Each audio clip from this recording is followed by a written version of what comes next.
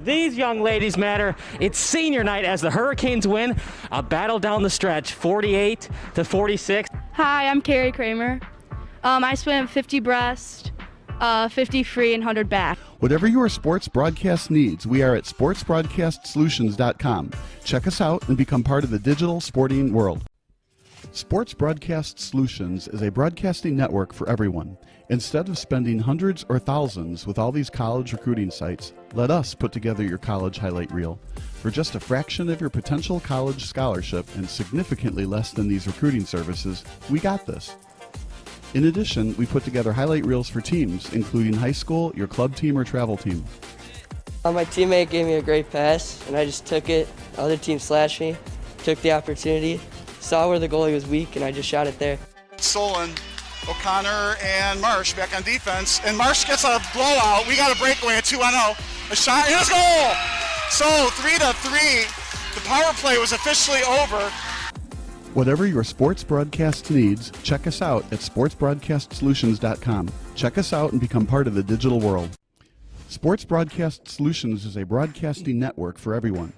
For those of you who would like to broadcast or live stream your event, or maybe make a highlight tape but would like a sponsor to fund the event, SBS has a myriad of ways to advertise your sponsor during our broadcasts.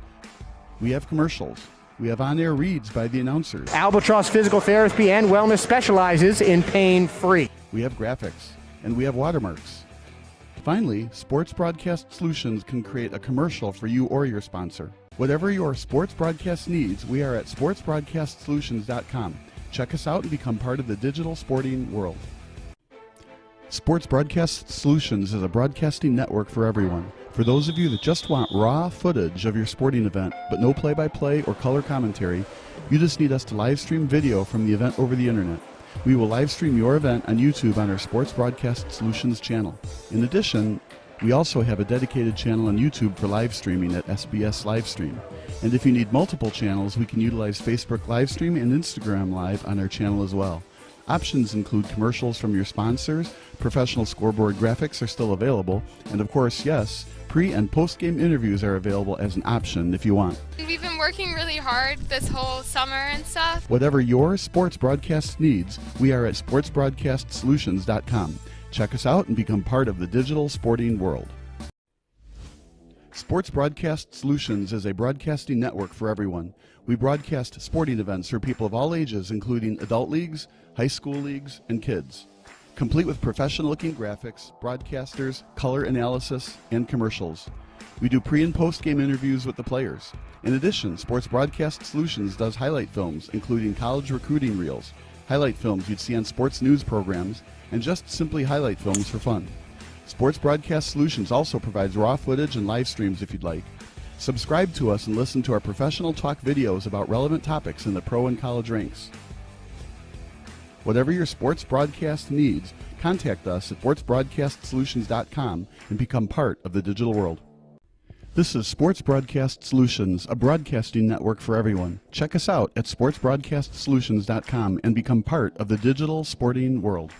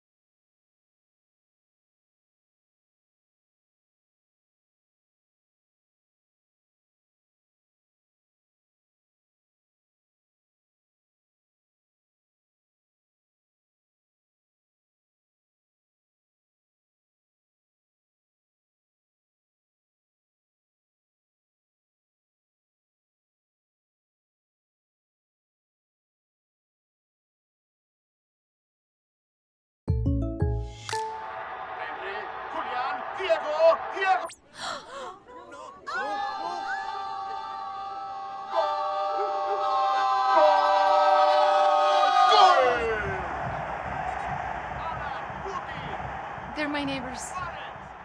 Come on on in, guys. Bringing fans together. State Farm, official sponsor of Liga MX. Like a good neighbor, State Farm is there.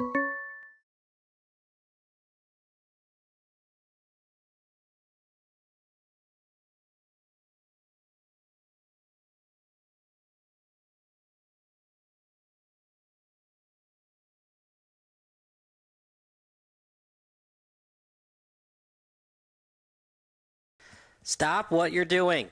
If your SBS broadcast looks blurry on your laptop or desktop, do the following steps. Number 1, click on the wheel icon at the bottom right of your screen. Then click on Quality. Click on the highest quality that's available for you. And number 3, wait for your laptop to load and enjoy the broadcast. If your broadcast looks blurry on your phone or tablet, do the following steps. Number 1, click on the wheel icon located at the top right of your screen. Number 2, click on Advanced. And number 3, click on the highest quality available. If you're still having issues, type in the live chat. Thanks, and enjoy the game.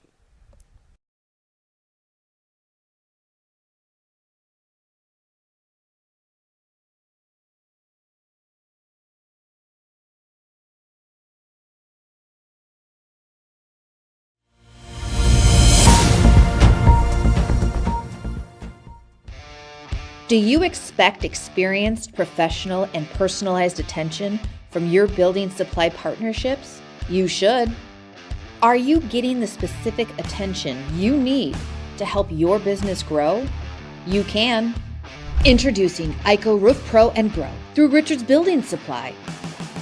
As a professional small business, you need real solutions to achieve your desired growth outcomes. This requires more than sample boards, pricing, and on-time delivery, which sets the bar too low. You need more. To grow and win in this ultra-competitive environment, you need ultra-competitive solutions. With Richards Building Supply, get the personalized attention you deserve and need. Take advantage of incredible first-time user incentives. Gain discounted access to a host of our industry's most reputable marketing tools through a Roof Pro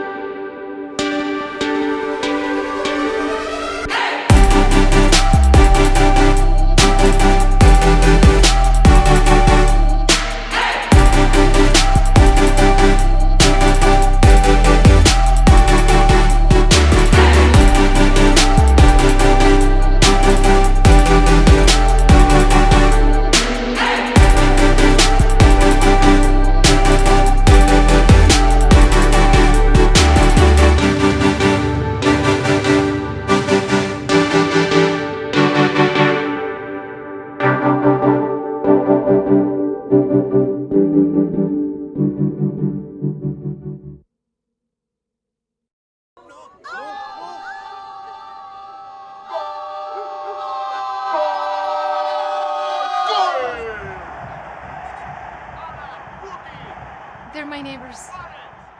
Come on in, guys. Bringing fans together. State Farm, official sponsor of Liga MX. Like a good neighbor, State Farm is there.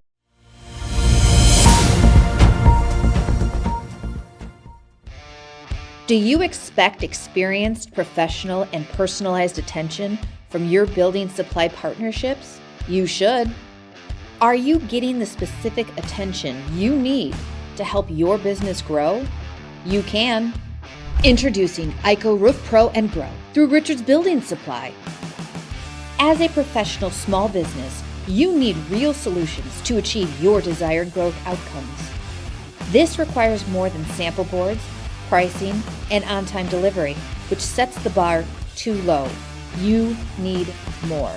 To grow and win in this ultra-competitive environment, you need ultra-competitive solutions. With Richards Building Supply.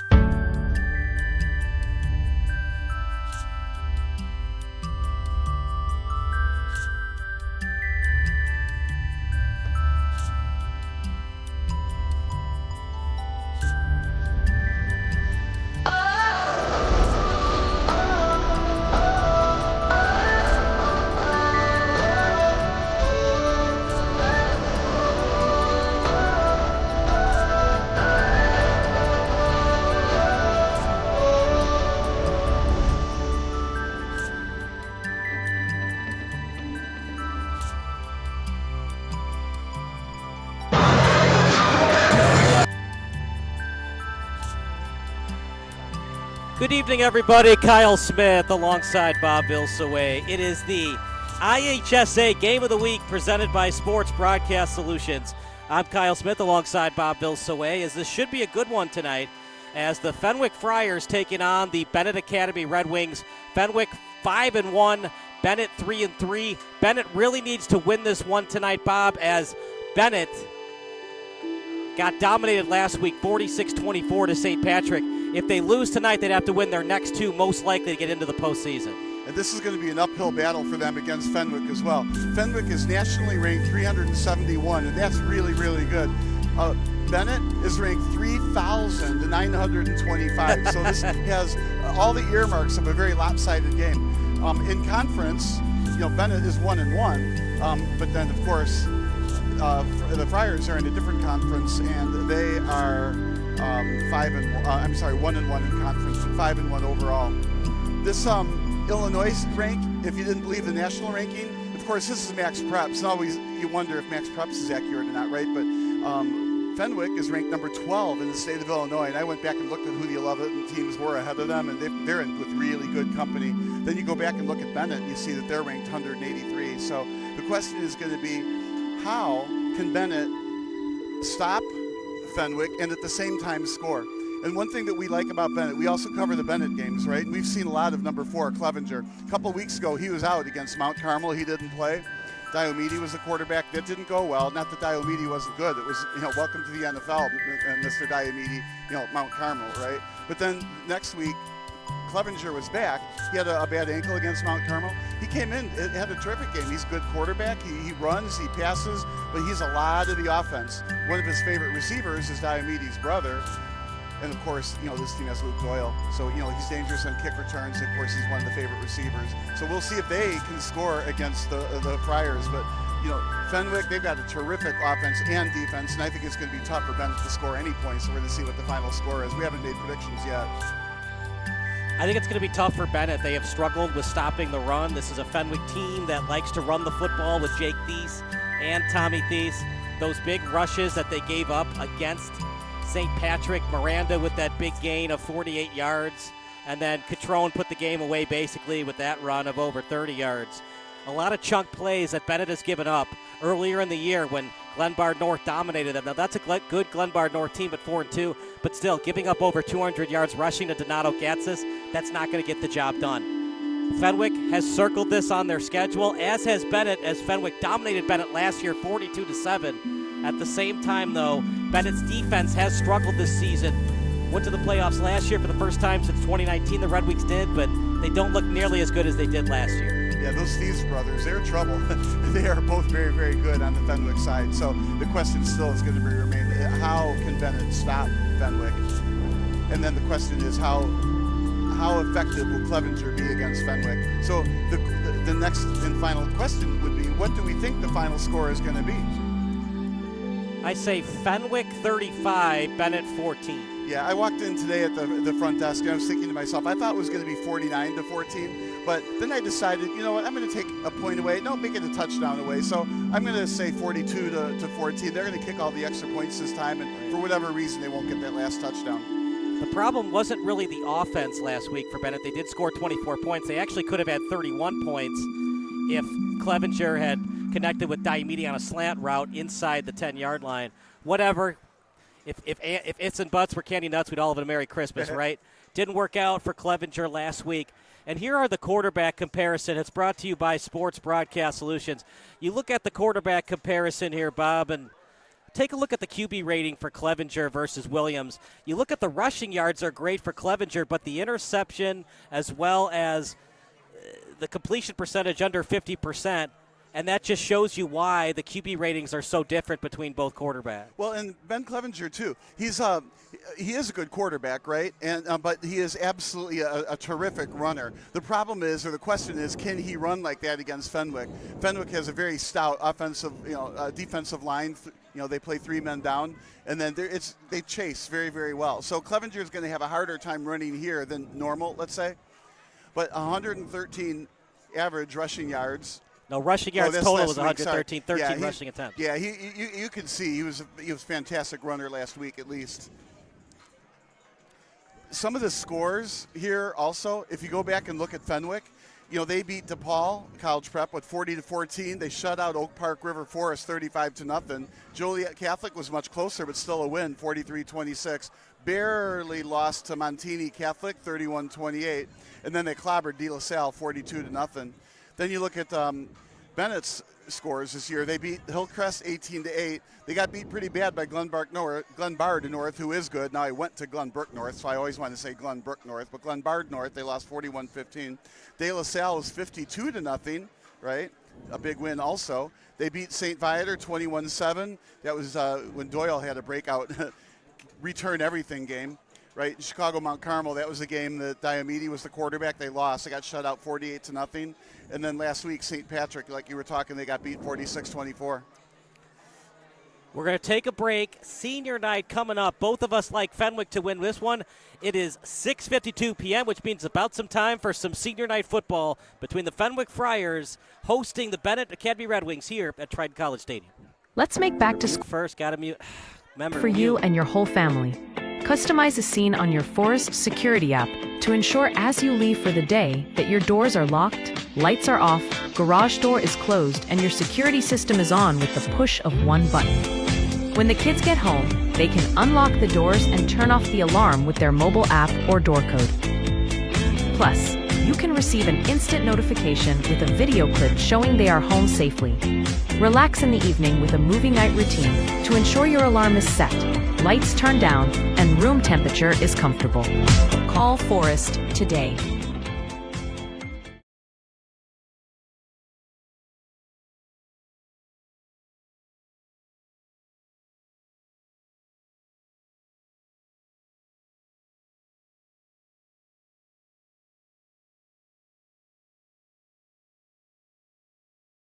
At Quick Trip, we're known for our fresh and delicious food and our dedication to providing the best customer service. Did you know it takes more than 34,000 dedicated, hard-working people bringing their best every day to make that happen? Quick Trip wants to thank all our co-workers for their tireless hard work and dedication to making a difference in someone's life. Hey, join us in saying thank you to the family of co-workers known for their love of community and treating everyone like family.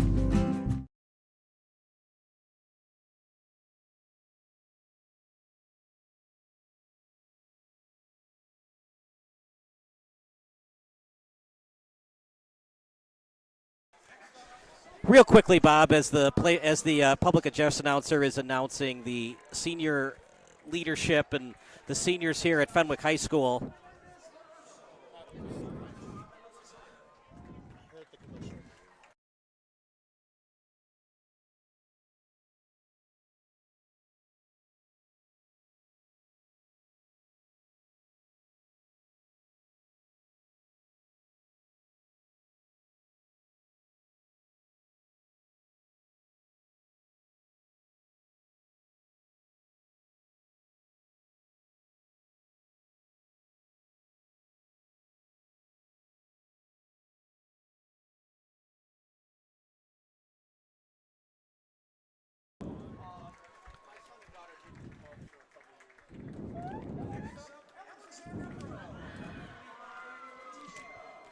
Some of the seniors brought to you by Sports Broadcast Solutions. Miles Montgomery, number 1. Raphael Stewart, Mike Murphy, Noah Sir, Tommy Thies, Will Tomzak, Odin Furjak, Jamin Williams, Cameron Garrett, Aiden Williams, Diego Robles, Vincent Fagiolo, Brennan Schultz, Cam Rutland.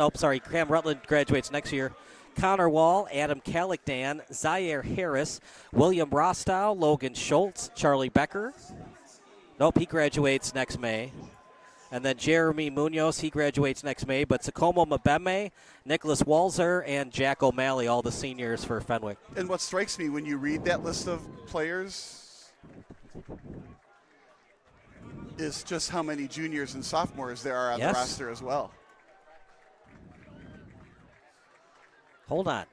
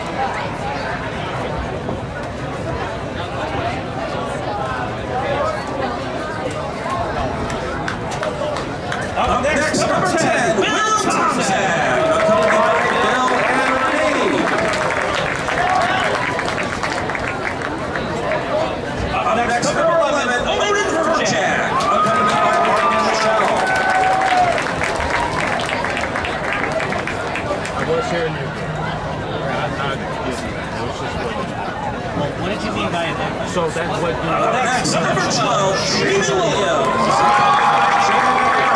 You're hearing us and then the laptop at the same time? Yeah. Okay, then that's all.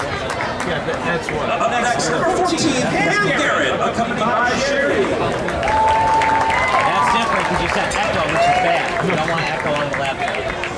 No, yeah, it was just what I was hearing. Next, number 22, Topher Wilson, accompanied by Robin Jennifer.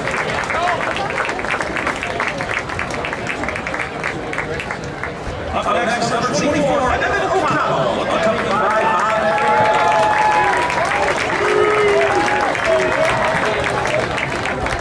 Next, number 28, Aiden Williams.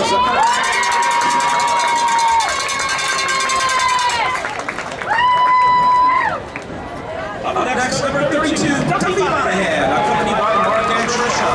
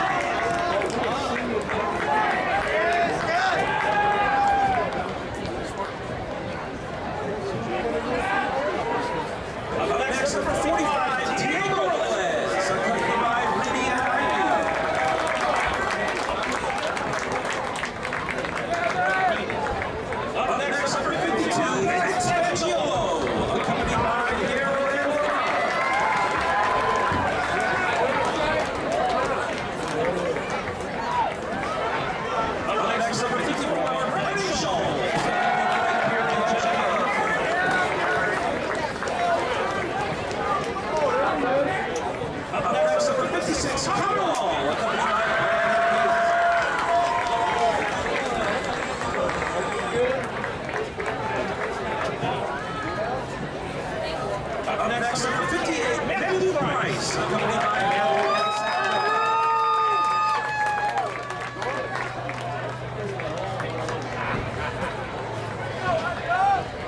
Up next, number 62, Aaron Kellington, accompanied by Will Antoinette.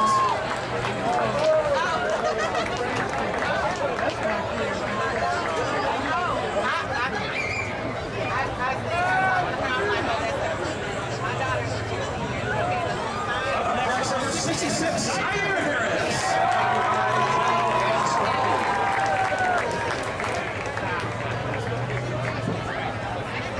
Up next, number 75, Will Ristow, accompanied by Reggie Pamela.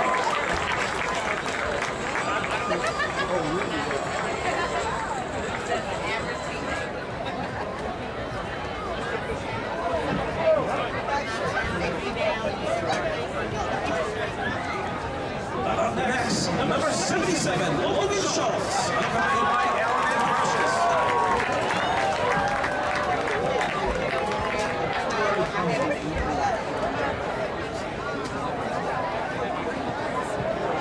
Up next, number 88, Jack O'Malley, accompanied by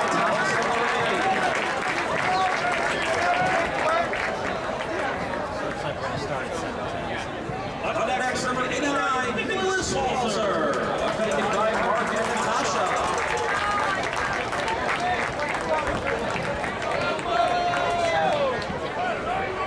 Up next, number 90, Zinko Mbele, accompanied by Nana.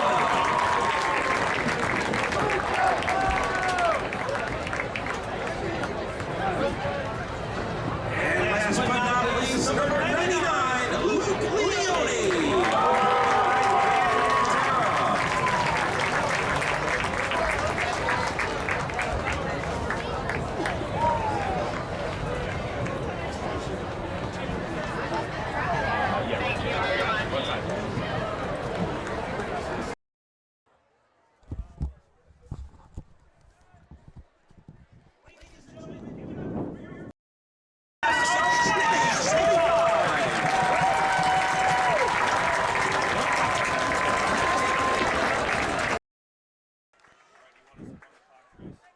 Bob, if that doesn't get you excited for senior night, nothing will, as a lot of seniors that were being honored by Fenwick tonight and trying to get a home win in one of their last home games ever as a Fenwick Friar. Yeah, that's the thing. The senior night, or in my case, sophomore night, for a two-year school, right? It's when the seniors or the sophomores go away. It's very, very sad night. It's one of the favorite nights. Yeah, at the same time, it's a very sad night because those players aren't going to be with you any longer. And of course, generally, as a coach, you get to like all your players. So, but there's a lot of them here, a lot of seniors. But that's what happens on the football team. But what also struck me when they were doing this is how many juniors and sophomores there are on this team that make this, this team run. And what was also very interesting to watch during that is on the far side, we had Benet warming up. So Clevenger was throwing, 5-yard outs with no step, drop back, a 7-yard, and out to the sideline, 7 steps, and then to the left, toward the sideline. That was a 3-step drop. Same 3-step drop for a 25-yard pass. So Clevenger is a good quarterback, and Diomede took some reps too. They're getting some extra reps while the seniors are walking in front. It's a really nice little balloon path that the players go under. The photos have to be terrific. But their last game, we'll see how much playtime some of the seniors actually get on their last game. So maybe we'll see a couple extra seniors than we might normally have seen during a game. All right, so we will go live in 8 minutes from now. They're going to give the teams a couple more minutes of warm-ups. You're watching Benet against Fenwick here on SBS. Let's make back to school season this year easier for you and your whole family. Customize a scene on your Forest Security app to ensure as you leave for the day that your doors are locked, lights are off, garage door is closed, and your security system is on with the push of one button. When the kids get home, they can unlock the doors and turn off the alarm with their mobile app or door code. Plus, you can receive an instant notification with a video clip showing they are home safely. Relax in the evening with a movie night routine to ensure your alarm is set, lights turned down, and room temperature is comfortable. Call Forest today.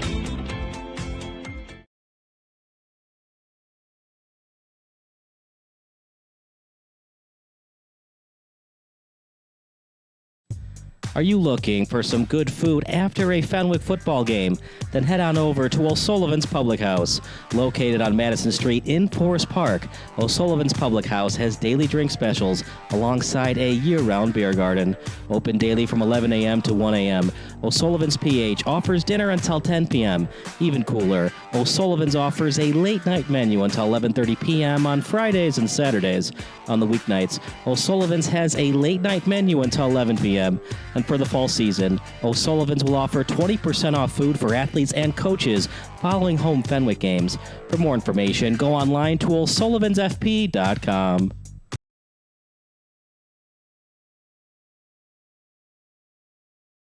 Illinois' top-ranked orthopedic and spine practice, Midwest Orthopedics at Rush, is now in Joliet. See a world-class specialist close to home. To be your best, see the best.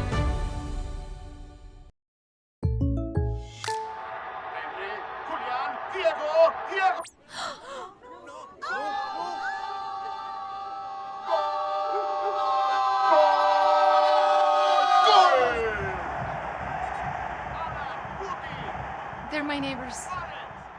Come on in, guys.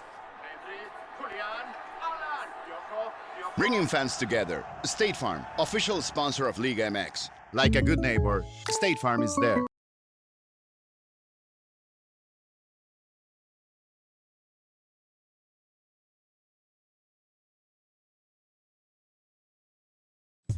Are you looking for some good food after a Fenwick football game?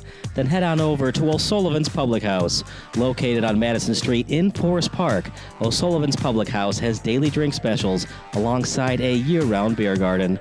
Open daily from 11 a.m. to 1 a.m. O'Sullivan's PH offers dinner until 10 p.m. Even cooler, O'Sullivan's offers a late-night menu until 11:30 p.m. on Fridays and Saturdays. On the weeknights, O'Sullivan's has a late-night menu until 11 p.m. And for the fall season, O'Sullivan's will offer 20% off food for athletes and coaches following home Fenwick games. For more information, go online to o'sullivansfp.com.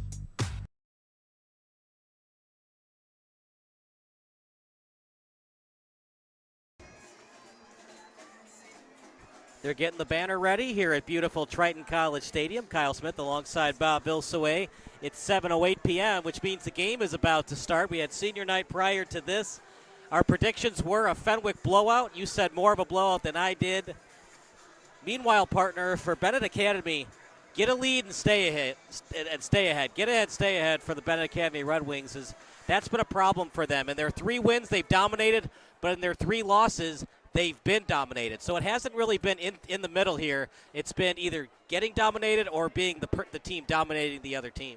Well, that's what happens. I mean, the way the ball bounces, I guess you'd have to say, right? But I'm enjoying the night. I'm watching over there. The football team is going to come through the middle of a tunnel. They came through the black and white balloons and the archway.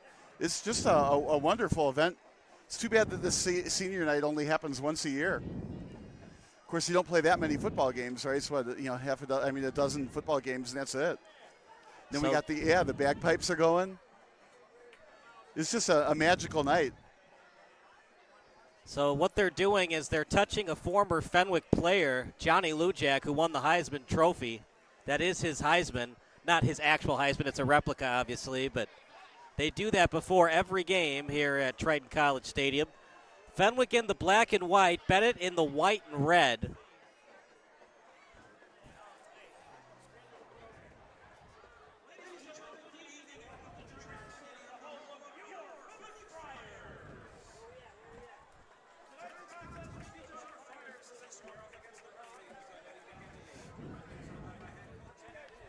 We'll take a break as the national anthem coming up next here on SBS.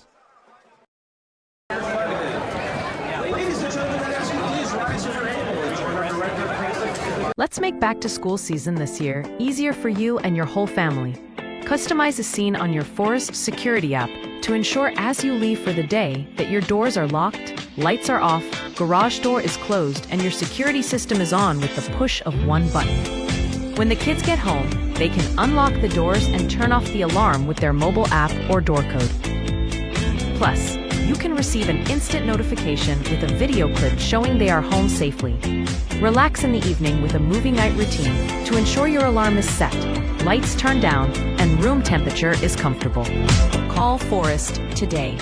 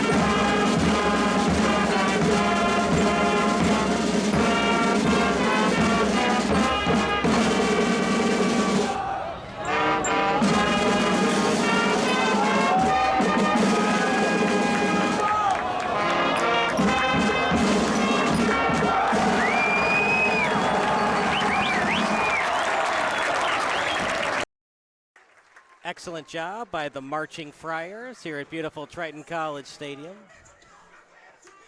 Now they raise the banner as the Friars, for one of the last times all season long, are going to run right through it.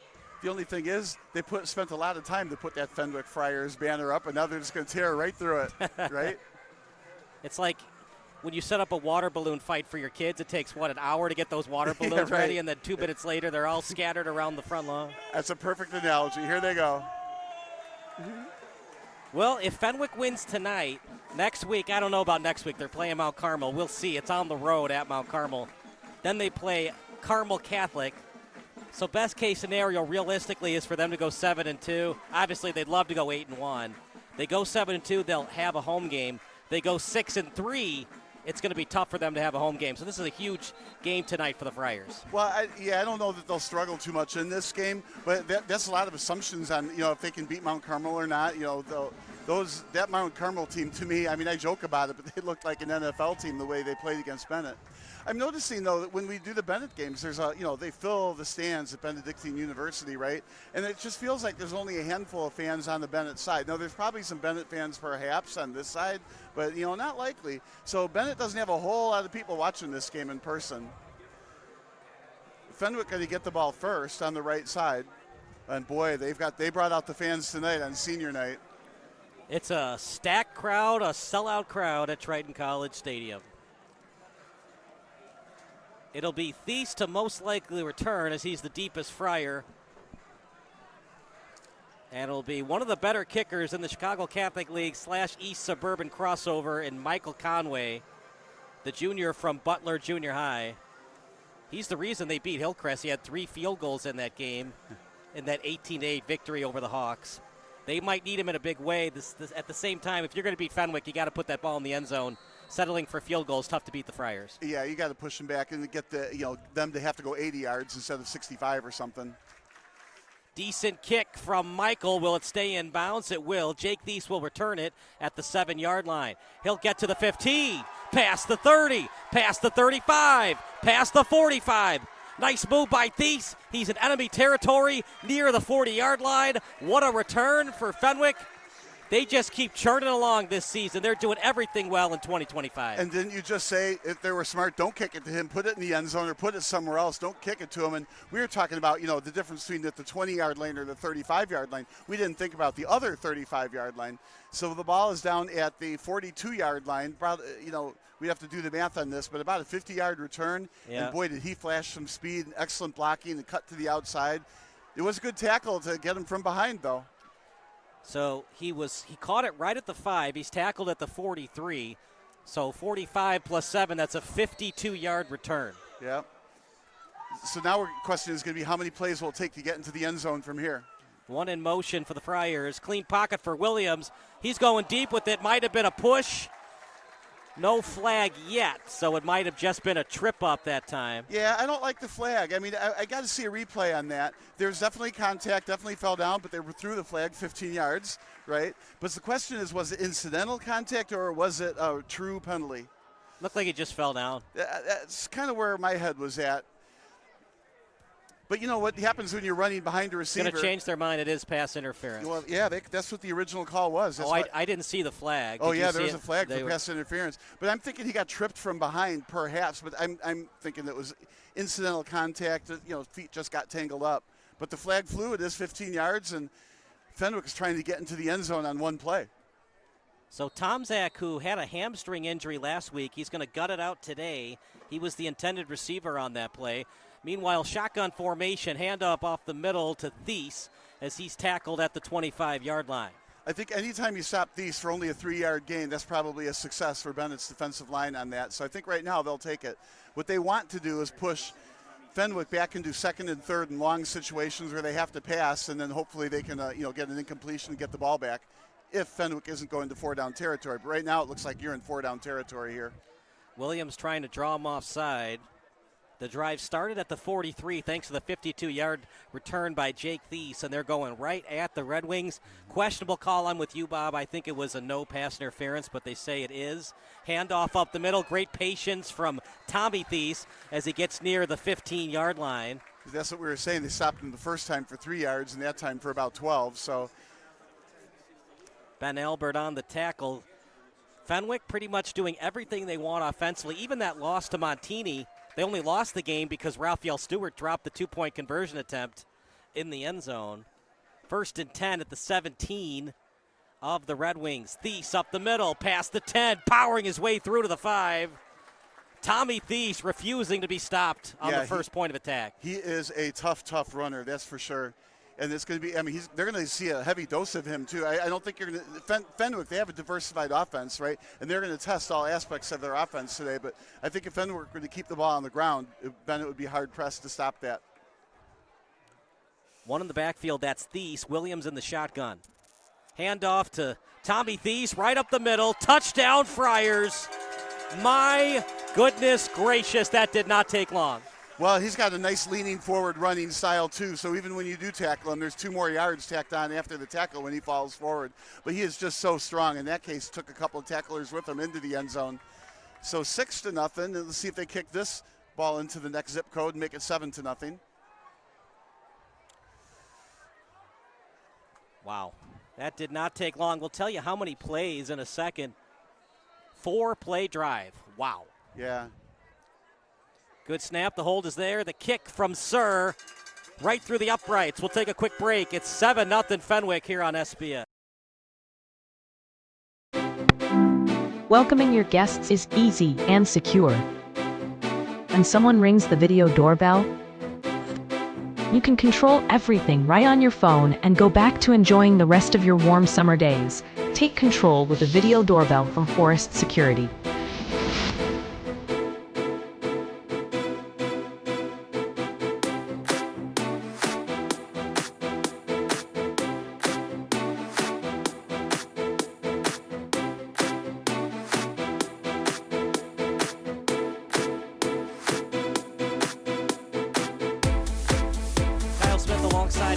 Away a 4-play drive, 43 yards to the end zone. Jake Thies started it with the 52-yard return. Let's see how Ben Clevenger and the Red Wings can answer. Yeah, you just feel like Fenwick leveled up somehow. Their level are too higher the way that they're playing. Only 4 plays getting a touchdown. At the end, they were on the ground 3 plays in a row. Just can't stop Thies so far. Yes, that's going to be in the end zone for a touchback. And you would expect nothing less from Noah Sir. Why would you even consider kicking it to Doyle after what Doyle's getting at St. Viator? Well, and that's the thing. Fenwick has the option of kicking it over his head. Not even kicking. So we got some point right into the exit code. It went into the end zone. There's a lot of zones there. If you're Pat New of the Benet Red Wings, you're looking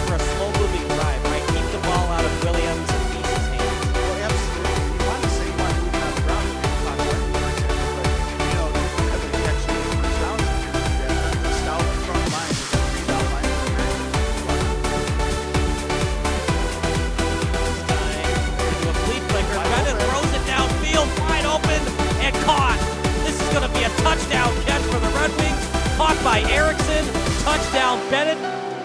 They go with the trick play early on in the game. I love it. What a great play call.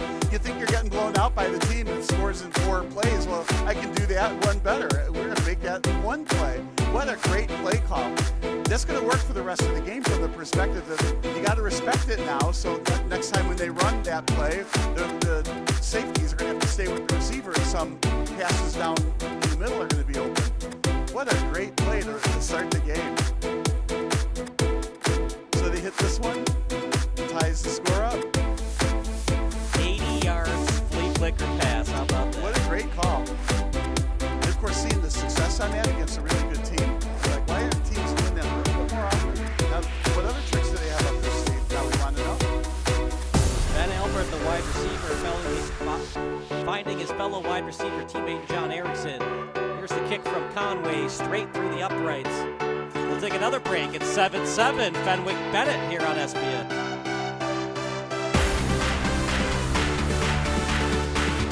Are you looking for some good food after a Fenwick football game? Then head on over to O'Sullivan's Public House. Located on Madison Street in Forest Park, O'Sullivan's Public House has daily drink specials alongside a year-round beer garden. Open daily from 11 a.m. to 1 a.m. O'Sullivan's PH offers dinner until 10 p.m.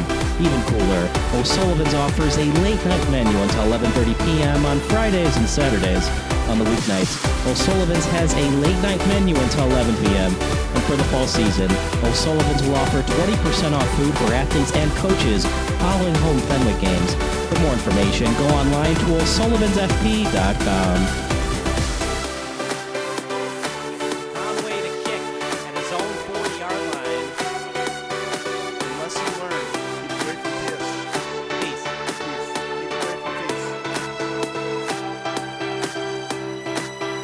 So Ben Clevenger, all he had to do was throw a 2-yard lateral to his wide receiver, and then John Erickson did the rest. Right.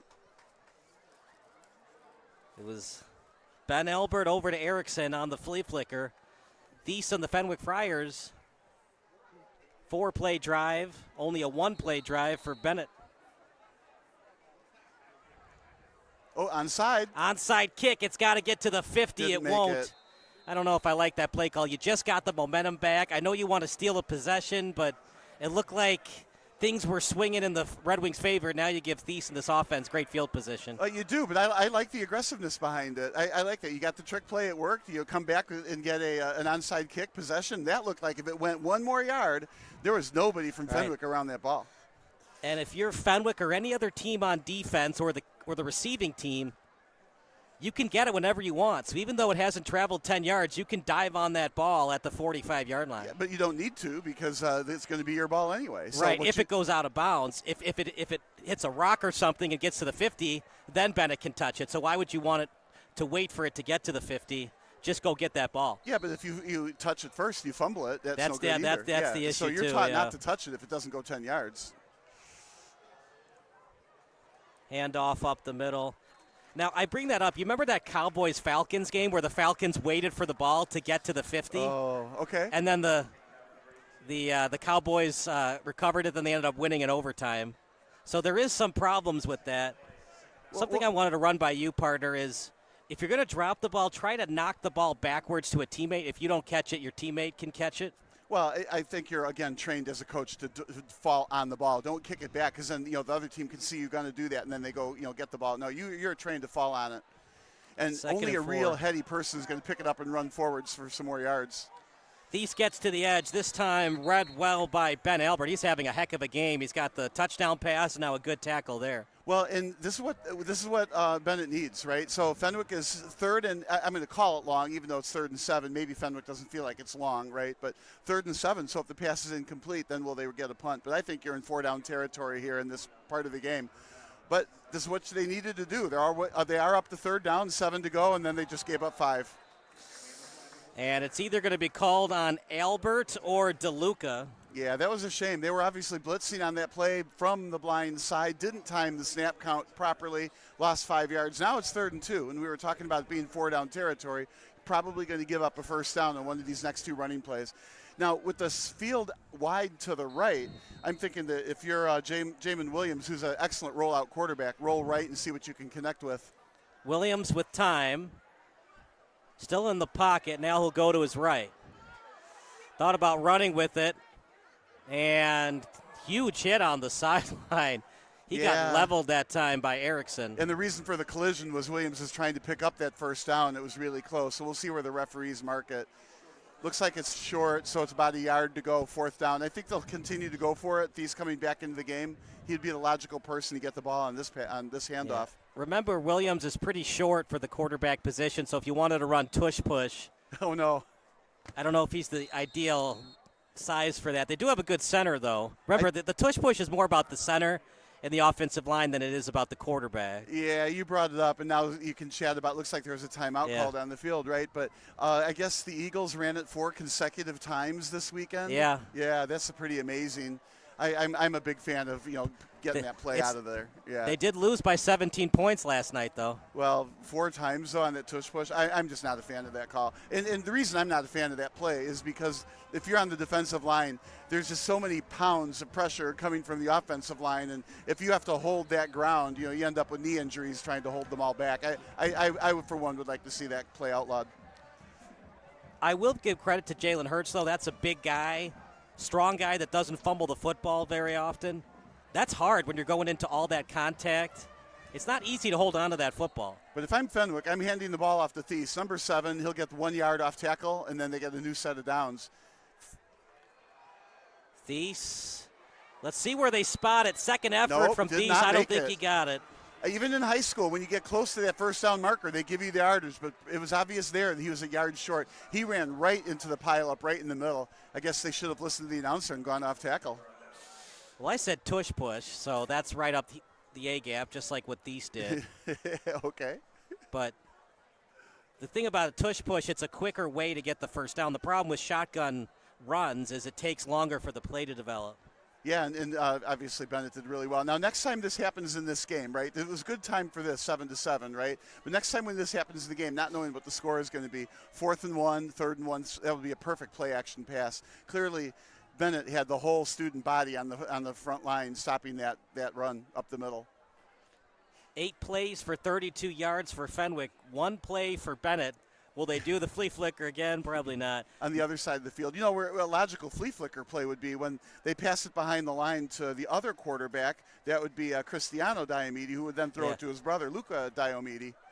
Because Cristiano Diomede can also play wide receiver, because just because 15's in the game doesn't mean Fenwick thinks a flea flicker's coming. That would not be my first guess. Now, it looks like Fenwick has 2, and I'm going to call it deep safeties in here.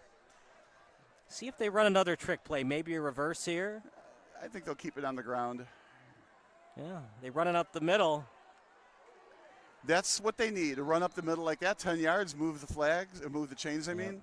Got it to Salvino for the first down. They need to find a way to keep the clock moving and then score, and you got to put the ball in the end zone. If you're going to kick a field goal, you like one of those 10 or 15 play drives. Well, 10 or 15 play drive, I mean, that would be what, they would be dreaming about if they could get that here. But if they do get that, it's going to be on the ground. I'm just saying, if you kick a field goal, you really don't want a 5-play drive because you only get 3 points, and then there's plenty of time on the clock for Jamin Williams and this offense to answer with a touchdown. Yes, exactly right. Up the middle again. Salvino looking good early on. Another chunk play for 21. And I think Fenwick appropriately is, here's a tempo. They're already huddling up. I think Fenwick is appropriately concerned about some other kind of trick play. The safeties are definitely deep, which is opening up the middle, which is exactly, even if that touchdown didn't happen, which is exactly what Benet wants. 1 in the backfield for the Red Wings as the Friars showing blitz. Salvino up the middle. Salvino past the 35, and this Benet offense rolling even better than they were last week. Yeah, I think it's too early to say they're on a mission, but these are some really nice runs right up the middle. And teams generally cannot run on Fenwick. Fenwick, those 3 down linemen are really a stout defensive unit against the run. Running right at them like this, I haven't seen anybody do that successfully against Fenwick before. Other good news for Benet, they did give up a touchdown, but not huge chunk plays. They gave up those huge chunk plays last week to Catrona and Miranda. 1 in the backfield, handoff, Salvino, this time off the left tackle, didn't get much. 2nd and long coming up. Do you run it again or do you pass it with Clevenger? Well, what a great question. I think I would try. I would run again right up the middle, see if Salvino can get another gain. But I think Fenwick has now adjusted. Running up the middle probably is not going to be as successful as it has been. So maybe you'd want to think about going a little bit wide. But that's where Fenwick is so good at pursuing. Clevenger in the pocket. Clevenger to the sideline. Some contact. So far, a no call as the closest defender on the play was Furjak. I like the no call on that. Yes, there was contact, and yes, it's possible that contact happened before the ball actually got to the receiver, but it was also over the receiver's head. I'm not a big fan of, I'm going to tease and say flag football. I love flag football, but I don't want flag football in a non-flag football game. So in other words, keep the flags in your pocket, referees, unless it's really a penalty. So, Bob, here's the play one more time. So you see Clevenger in the pocket, throws it to the sideline. I don't know. It looked like he was impacting the potential catch on that play. Clevenger's going to roll with it up the middle, and that run didn't get much on it, maybe a yard. 4th and long coming up. I would just punt it here and try to pin him deep. What say you? Oh, I would go for it. 3rd and 9. You're in the other. 4th and 9.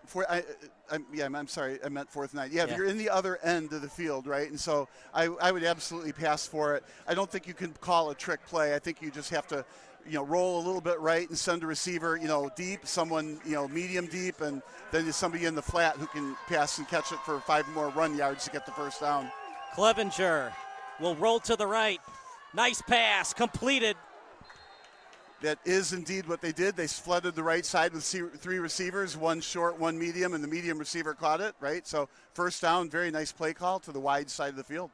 Ben Albert again, so far SBS player of the game, doing everything today. So far. It's obviously a long game. But now they got the wide side to the left. This would be when you want to run to the left so you can reset. So the wide side of the field is going to be back to the right. Let's see if they go back up the middle with Salvino. At the 15-yard line, the ball is spotted. Handoff, Salvino. The second efforts today are miraculous by him tonight. Yeah, a lot of yards after contact. He's a terrific runner.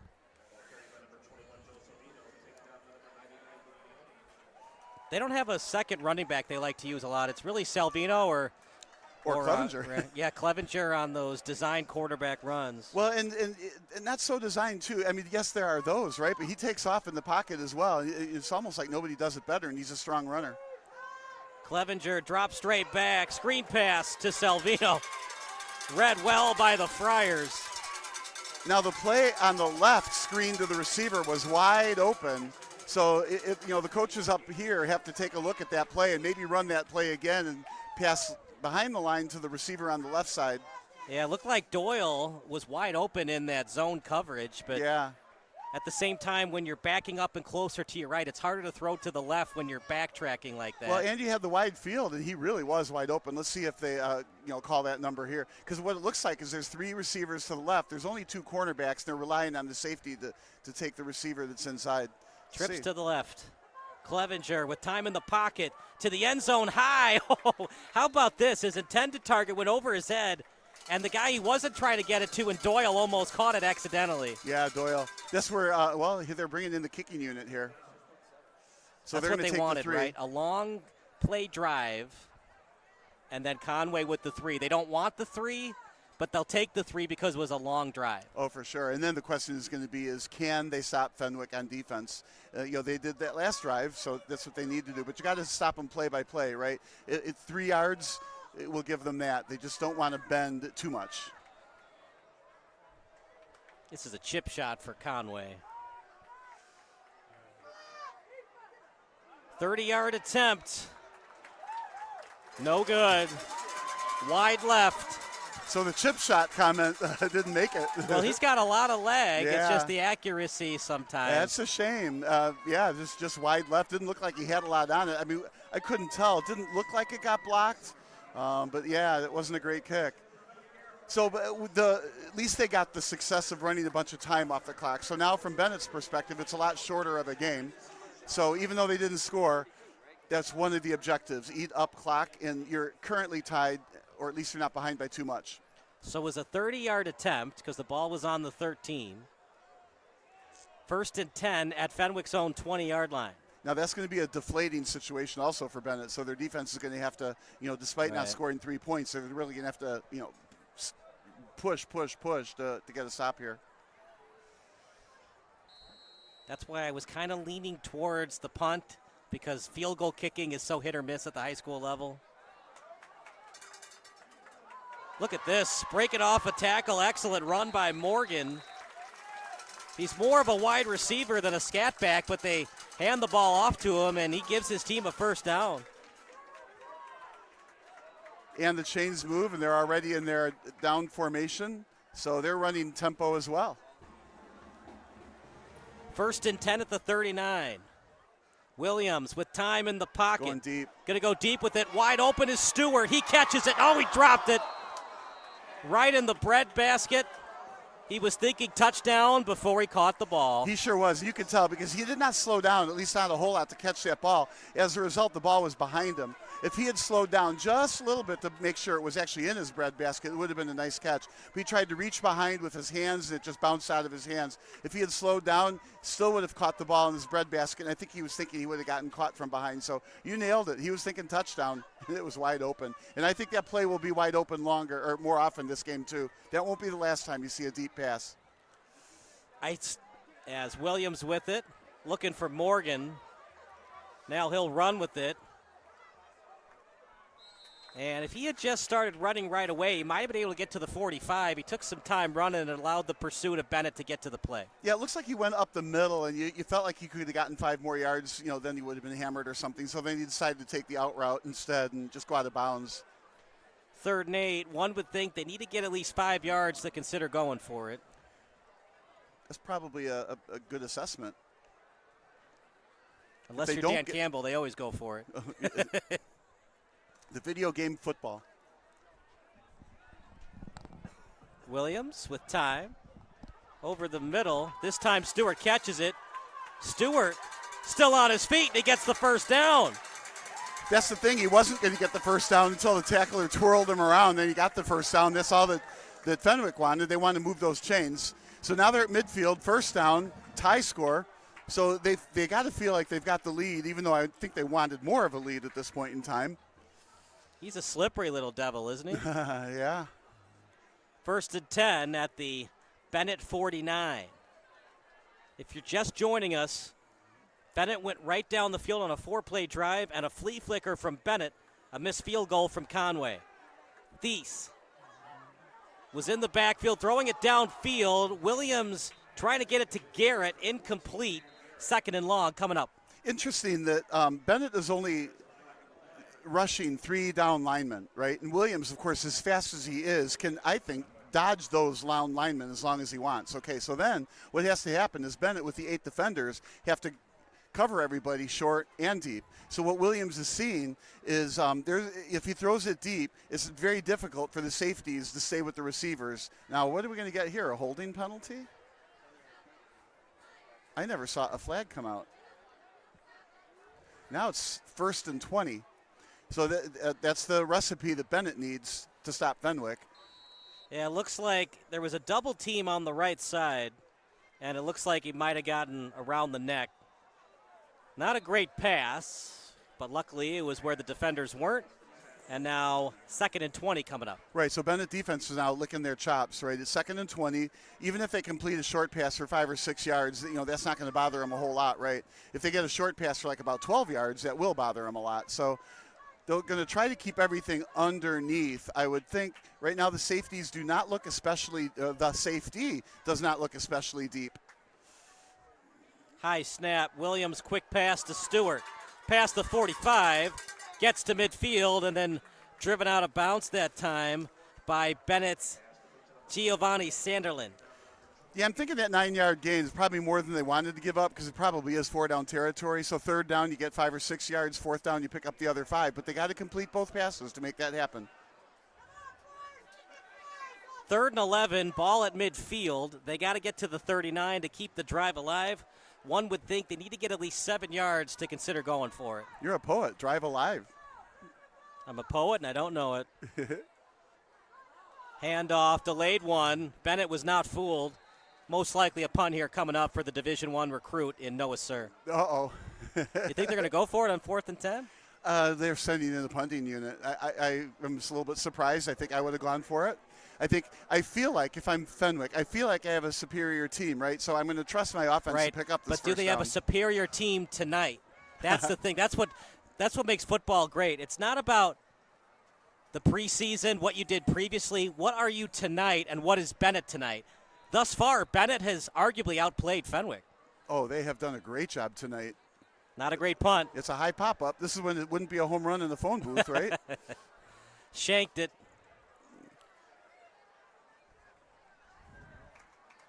Any given Friday, right?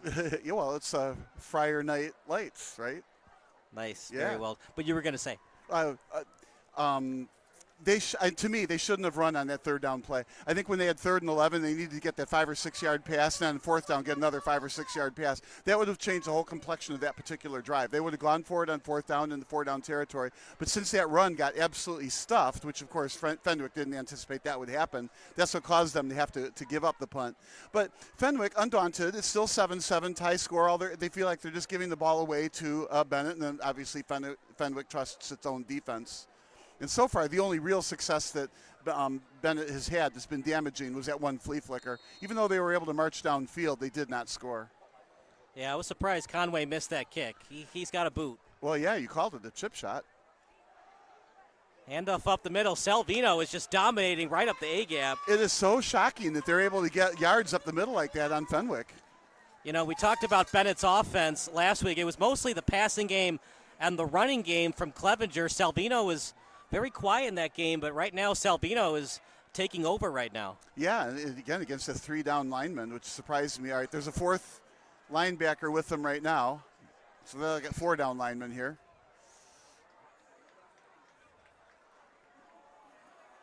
Another handoff, this time off the right tackle. And even though he only gets a small gain, this might be coming back, though, against the Red Wings. Yeah, it'll come back. It's going to be a preliminary call as a hold. So it'll be 1st and 20. Yeah, it looked like it was called right at the line of scrimmage. Yeah, I would love to see those plays close up with isolated cameras to be like, is that really a necessary call to be flagged? Well, I mean, if it's a hold, it's a hold. The problem is once you call one holding, you have to call very similar the rest of the night. Yeah, and that's just so hard to do, to be consistent, especially when a penalty like that means so much. Okay, Benet was very, very, very happy when Fenwick was 1st and 20. Now Fenwick has to be the same amount happy that Bennett's in 1st and 20. You see Bob right here in the backfield. He tackles the guy down. Did he grab the shoulder and do it? If he did, then it's a holding call. Yeah, I would say if you're tackling the defensive line, that's probably a hold. Right, yeah. Obviously, if you pancake, you push him into the ground, that's fine. But 1st and 20 at their own 34. Almost a killer for the Red Wings. High snap, going to be a jet sweep all the way. They get to the edge, as that was a handoff to Tamala, but well read. Actually, it was to Doyle and well read by the Friars.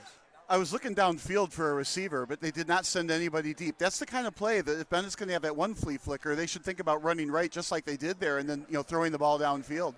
But there was no receiver downfield, so Fenwick was able to come up and make the tackle without fear of something happening behind them. It'll be 2nd and 18 at their own 36. Benet in no hurry as we expected. We talked about it on the pregame show. They're going to take their time, and it's up to Fenwick to call timeouts. Otherwise, well, here the quarter's going to end. Benet is just going to let this clock run, and that will do it for the quarter. We'll take a break. It's 7-7 here at Triton College Stadium. Welcoming your guests is easy and secure.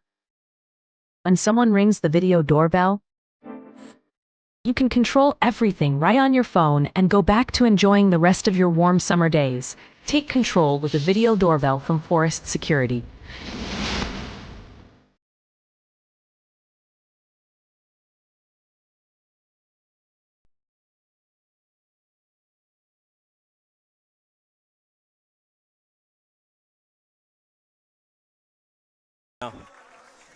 Kyle Smith alongside Bob Vilsaway. 2 timeouts remaining for Benet, all 3 for the Fenwick Friars.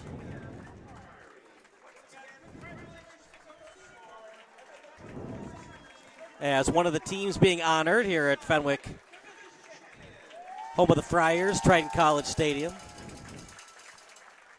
2nd and 18 at the 36. Benet just wanted that ball to go into the, they wanted the clock to run out in the quarter as the second quarter about to start. Yeah, you were talking about timeouts there for a while. I actually like taking timeouts before always the 2-minute warning.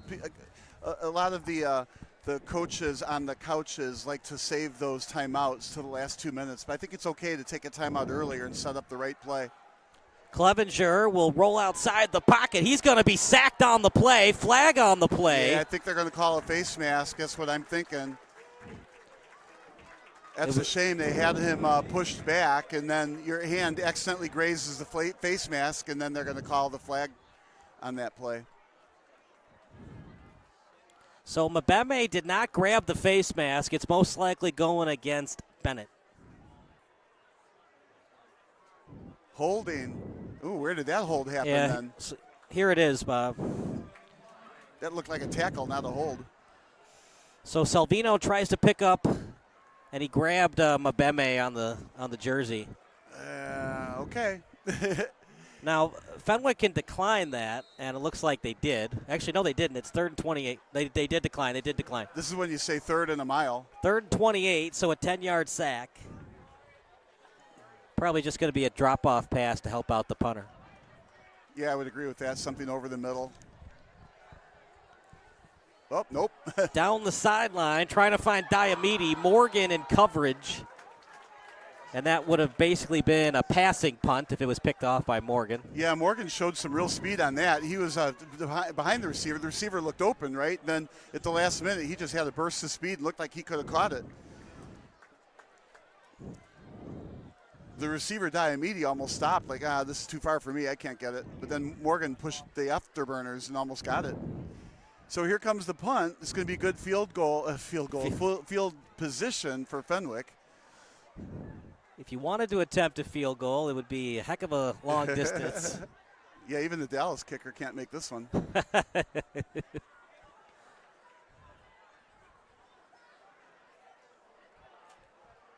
And Stewart will grab it. Still on his feet and then tackled. Can't get to the 35. I think most coaches are going to say once the up back let it go, you should probably let it go as well. And there wasn't much of a return anyway, and what you're risking is a fumble. So probably better to let that one go. Only would have mattered for a yard or two, and he couldn't get around the edge anyway. So first down, long way to go. Still tie score early in the second quarter. 1st and 10 at the 33. Bennett's had their chances. Both teams have, but just from the Benet perspective, I think they got to be pretty happy they're in this at 7-7 already in the second quarter. Of course, those of you that know me, I always like to do the math, right? At the end of the first quarter, 7-7. This game is going to end in 28-28 overtime game.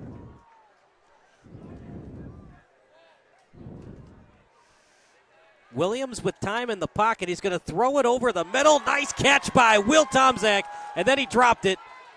Cameron Garrett after it. They're calling this a fumble. He had possession, got knocked out of his hands, it went forward, and Fenwick still recovered it. I'd like to question that. Let's see if New York says he actually had possession or not. I don't think. I think that's incomplete. Yeah. But that's not what was ruled on the field, and there is no instant replay here. Remember, so the ground cannot cause a fumble. Well, Williams to Stewart. And he'll get inside the 20 near the 15. Are you surprised that Pat New didn't call a timeout to talk to the officials and have them talk it over and possibly change their call? It's not gonna get changed. It would get changed if we had some kind of instant replay system. Right, yeah, because the nearest ref to the play called it a fumble. And then at Fenwick, with pace, it's almost as if they have instant replay. Quick line up and run the next play so they can't call it back, but there is no replay. Williams will roll to his left. And he is way beyond the line of scrimmage. Now did he get that back to the line of scrimmage? Another flag. Could be intentional grounding. He did not get that to the original line of scrimmage. Let's see what they call, though. It could be. This game has been marred by a lot of penalties. The other thing is, too, was he even outside the tackle box because he ran back to the pocket? They're calling intentional grounding. That's what the signal is. And it's probably appropriate. There was no receiver there. I have a little bit of a problem with that too. When you're Williams, you got outside the tackle to the left, then you got back, but you went back to the right. Now you're between the tackles. But I think once you're outside the tackles, you're outside the tackles. But he ran back to the pocket. But I don't think that should matter. Okay. Once you're outside the pocket, you're outside the pocket, Okay. even if you run back into it. Didn't matter. He didn't get it back to the line of scrimmage anyways. Right, and it's a different penalty than I think. It was roughing the passer, not intentional grounding. We had that backwards. So it's roughing the passer, not intentional grounding. Thies is going to get the touchdown rush. Touchdown run for Thies. And a huge break for Fenwick, back-to-back breaks. We thought it was an incomplete pass. It turns out to be a fumble. We thought it might be intentional grounding. They called roughing the passer instead. Right, there you go. Wow, they took some breaks to the bank. Now let's see if Sir can put this in another zip code and make it a 7-point lead again.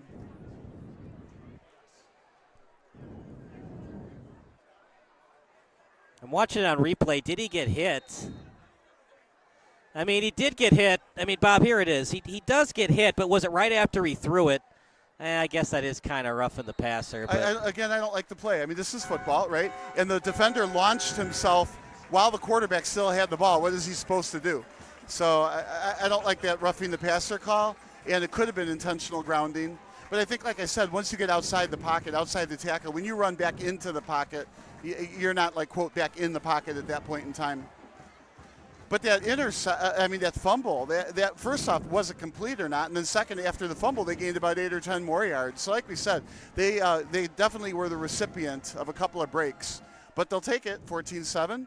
Now Bennett's going to have to run another flea flicker and tie the score up. Now the other thing is, too, Bob, for the officiating crew, you could have done offsetting penalties. Was it roughing the passer? It kind of was.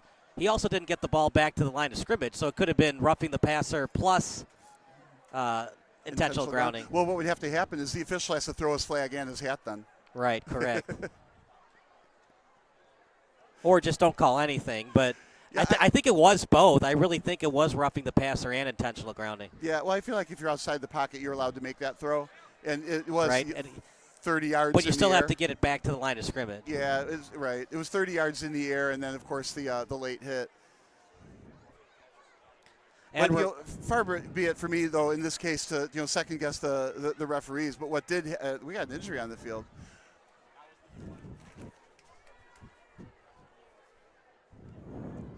Can't see the number from here. He's going to zoom in. You see it on the screen right here. After the Joe Theismann injury about 100,000 years ago, I never watch injuries again, ever. So if somebody gets hurt, then the replay comes on, I look away.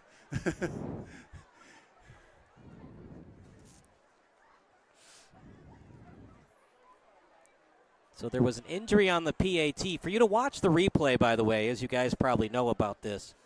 So the injury is right at the line of scrimmage as trying to block the field goal right in the middle.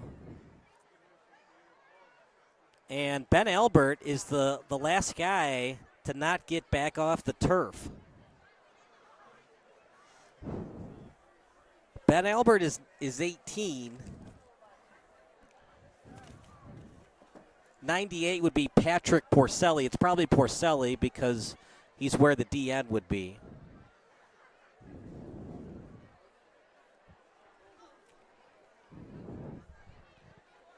Meanwhile, at the other end of the field, Fenwick, they're all on one knee. Usually a player gets injured, they get up, pretty quickly, even when the wind gets knocked out. So this doesn't look real good for, if it's Albert, or who did you say, Porcelli? Yeah. Yeah, coming back this game. Because you see on his left shoulder, it looks like a 9, not a 1. Well, there's a B on the helmet. Does that make a difference? Yeah, you wonder, the fact that he's been on the turf for so long, could it be a concussion? Yeah. Well, it might be. Yeah, I don't know. It looks like he got bumped on the head, though. I don't know. We'll take a quick break. You're watching SBS, a broadcasting network for everyone. At Quick Trip, we're known for our fresh and delicious food and our dedication to providing the best customer service. Did you know it takes more than 34,000 dedicated, hardworking people bringing their best every day to make that happen? Quick Trip wants to thank all our coworkers for their tireless hard work and dedication to making a difference in someone's life. Hey, join us in saying thank you to the family of coworkers known for their love of community and treating everyone like family. Are you looking for some good food after a Fenwick football game? Then head on over to O'Sullivan's Public House.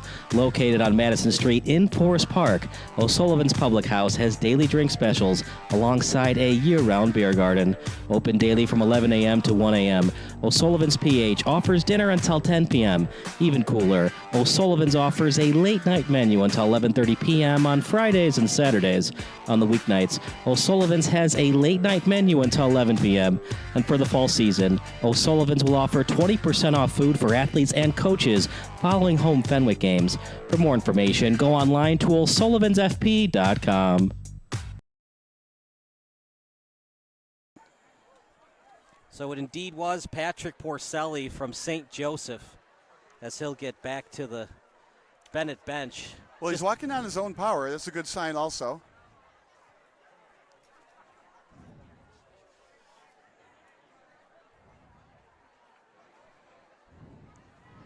Appreciate everybody on the live chat. Matthew Hughes, Miles Moretti, Jack O'Leary, and Romello Hill.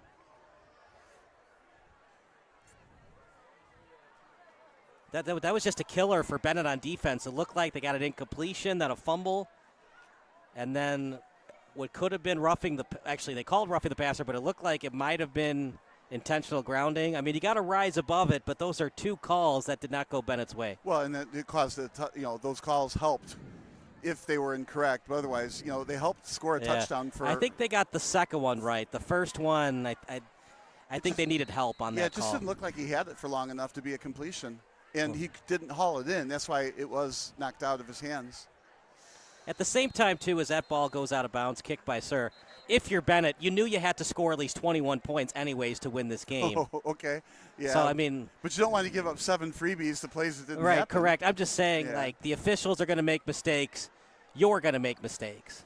You have to rise above it. Well, and that's the thing about football. If you make an error in a basketball game, volleyball, it's only 1 point, or basketball 2 points, maybe 3 point swing. In football, those kinds of errors are touchdowns, So here, if they were errors, that's a 7-point difference in the game. Well, we'll see what the final score is. Right now, it's still a low-scoring game. Bennett's done, even though that was a score there, Bennett's done a really good job bottling Fenwick up. Now the question is going to be with Clevenger, what kind of offense can they run here? There's nobody to the left. Here we go. 2 in motion for Benet, I'm thinking run to the left. Nope, pass. Clevenger, quick pass out to the right. That's a good gain. You like those chunk gains on first down, so it's second and a couple. Yeah, got it to Albert again. He's just doing everything today. In baseball, it's called a 5-tool player. He's kind of a 5-tool football player tonight. Passing, tackling, receiving. All he's got to do is kick and punt the ball, and he'd be the 5-tool football player. 5-tool gridiron player. 2nd and 1 at the 29, 1 in the backfield. They're going to split the wide receivers. Salvino close to the first down. I think he got it. Yeah, he got it, especially in high school, right? He fell backwards. When you get tackled yards after tackle or feet after tackle, you're 6 feet tall, you fall forward, you get a few extra yards when you get tackled that way. It was a good run. I would like to have seen a play-action pass there. Probably they were going to pick up the first down anyway on 3rd down. That was a good shot opportunity for Benet. Instead, they took the first down. Now they got a new set of downs right in the middle of the field. Clevenger, that completion percentage, still not great, though, just 50% right now. Make it under 50. Yeah, he had to release that ball, right? He was getting that was intended for Ben Albert, by the way, but he was getting creamed on the right side. There was finally a Fenwick blitz, so he had to get rid of that ball. Albert wasn't quite ready for it, so fortunately threw it to a nice safe place on the grass or the turf. 2nd and 10. I think it's going to be a design quarterback run. Hard count from Clevenger. He wanted 5 yards. And now Murphy shows blitz. Michael Murphy is a heck of a player. We had him in the pregame show last week. Got to get to the 40. Handoff up the middle, nothing doing. Salvino might have lost a yard. So now it's going to be, what, 3rd and about 10? So I'm thinking, Benet, that's not what they want. They don't want 3rd and long, but obviously they intended to gain more yards than 5. But it looks like Fenwick, their defense is starting to step up in the middle on these runs. Benet playing well tonight. They've committed 4 penalties for 38 yards. Cannot afford a holding call here. Yeah, I'm thinking if you're Benet, send all the receivers deep and see if Clevenger can pick it up on the ground on a quarterback draw. Clevenger will run with it himself. Well read by the Friars. Going nowhere. Sandwich on the play. And most likely a punt coming up for the Red Wings. I guess it's safe to say that quarterback draw didn't work out. You talk about a quarterback spy. That was almost a 3 quarterback spy.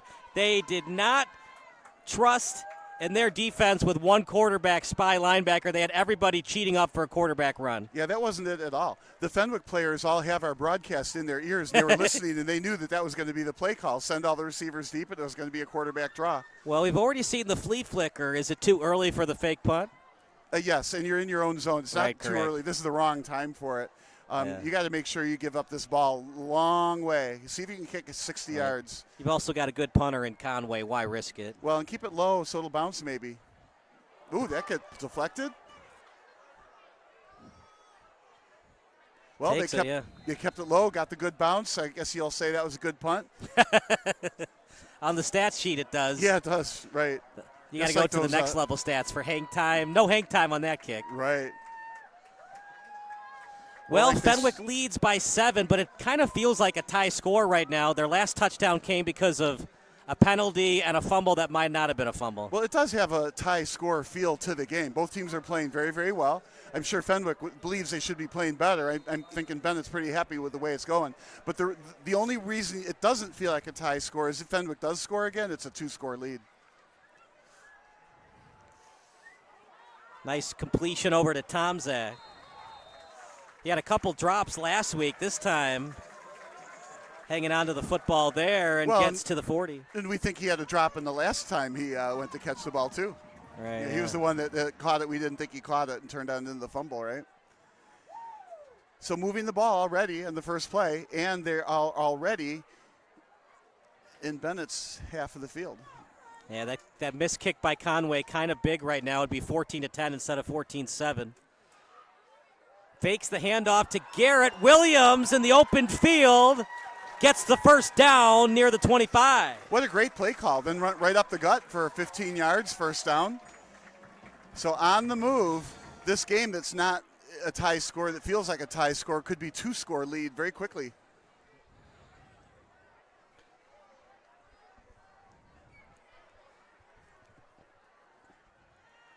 Screen pass to Tomczak. He'll get inside the 20 and brought down near the 12. Yeah, he's tough to bring down. That's a great play call. Certain play calls work against anybody, and that's one of those plays. Wide receiver screen to the right, Tomczak running, he's hard to bring down. You're always going to gain some yards. The question is how many. Benet winning in terms of time of possession. Very evenly matched in terms of stats right now. 118 passing yards to 105 for Benet. Yeah, that might be a play or two, and those stats will get very shifted. They can get a first down before they have to score a touchdown. Fakes the handoff to Garrett, trying to get to the edges. Williams, flag on the play, might be against the Friars. Williams still on his feet as he gets inside the 10, but this is most likely coming back. Yeah, I'm thinking hold again. And, of course, the referees and the flags are one of the reasons they did score and have been some of the reasons why neither team has been scoring. Whenever you stop a drive with a holding penalty, it is just so hard. That's why sacks are so important in football, right? You get a sack and you lose it down and the yardage.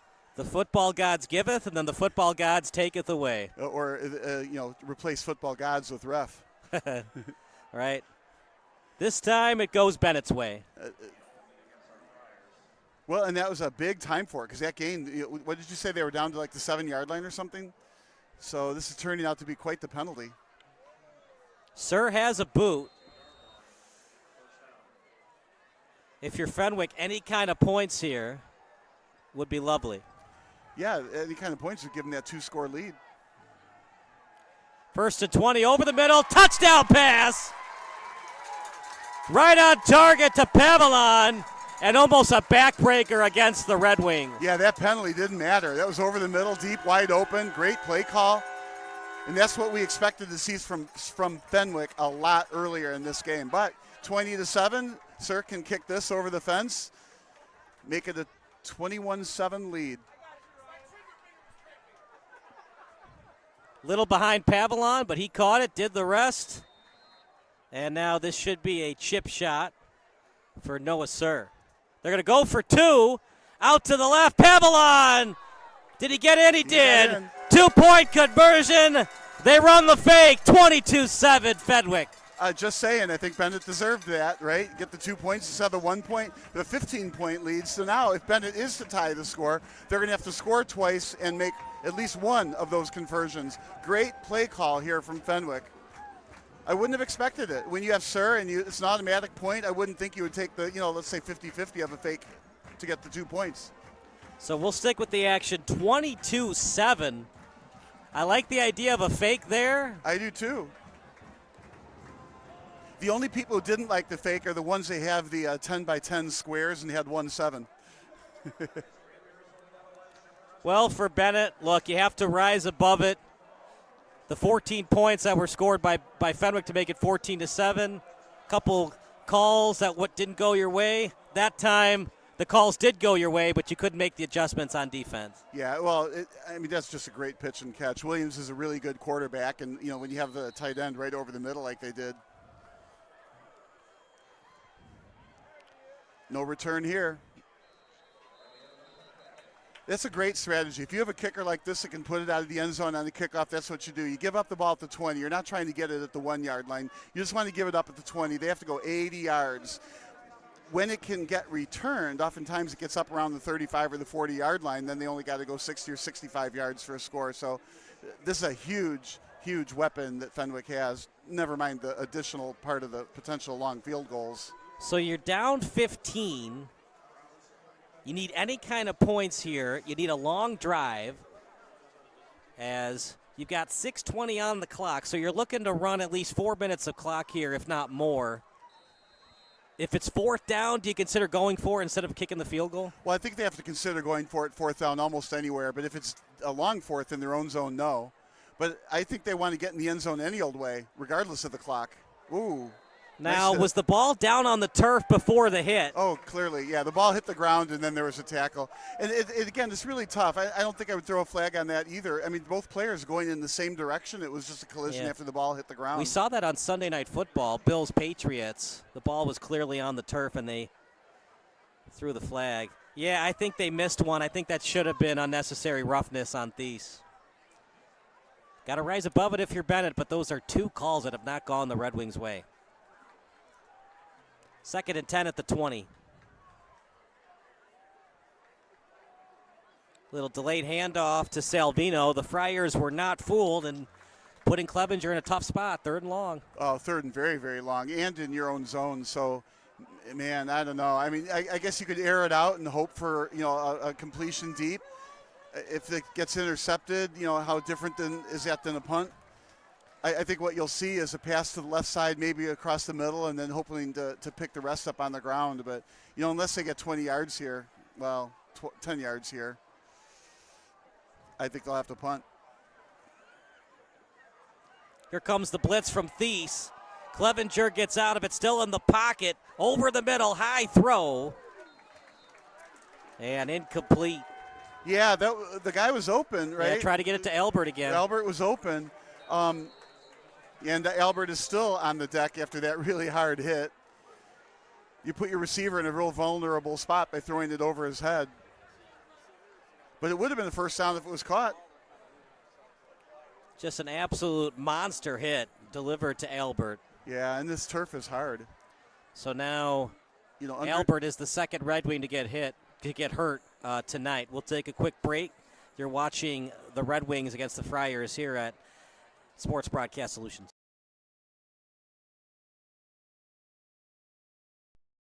Thank you. Welcoming your guests is easy and secure. When someone rings the video doorbell, you can control everything right on your phone and go back to enjoying the rest of your warm summer days. Take control with a video doorbell from Forest Security.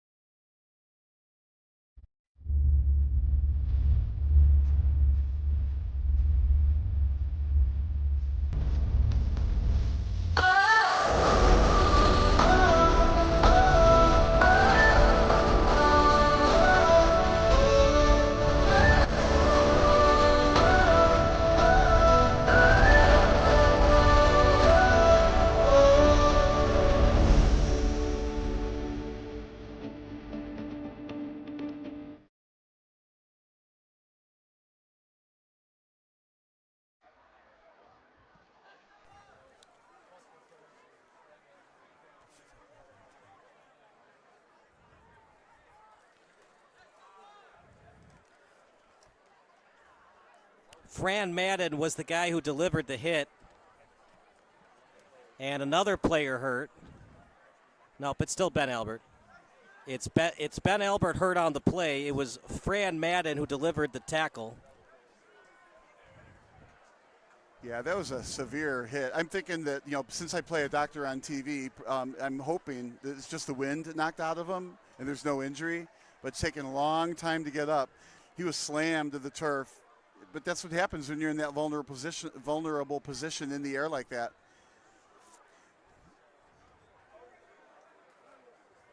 Clearly, Madden is a descendant of John Madden, and that's why he was able to deliver that kind of a hit. Yeah. Ball placement from the quarterback in Clevenger, not the greatest. It put his wide receiver in Albert in a dangerous spot, and easy way for Madden to deliver the crushing hit on Albert. Well, he did, and he obviously overthrew it, and that's not what he intended to do, but Madden was wide open. He could easily have caught that. So both teams were politely kneeling, saying their prayers. Looks like it paid off. He's getting up, walking under his own power back to the bench.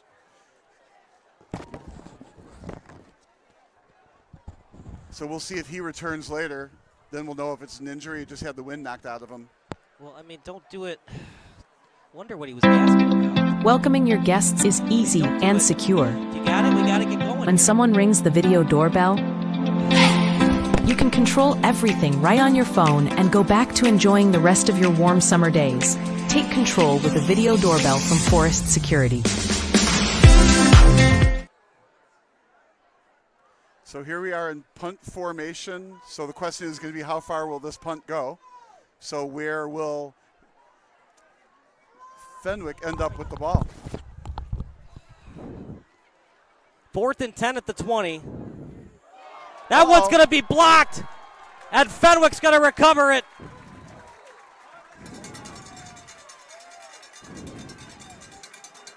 That's too bad. Benet started out playing this game so well, right? But Fenwick, just too strong, blocked this punt. So the roof is falling really quick all at one time against Benet. So Fenwick's going to get the ball around about the 3-yard line. All they're going to have to do is punch this in on the ground a 2 or 3 times.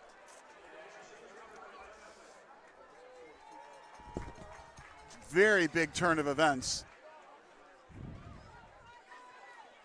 So Bennett's thinking, ouch, you have an injury, then double ouch, got their kick blocked, their punt blocked.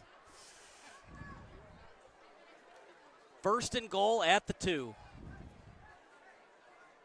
Just a major swing there, almost a 14-point swing. Oh, it's a huge swing, yeah.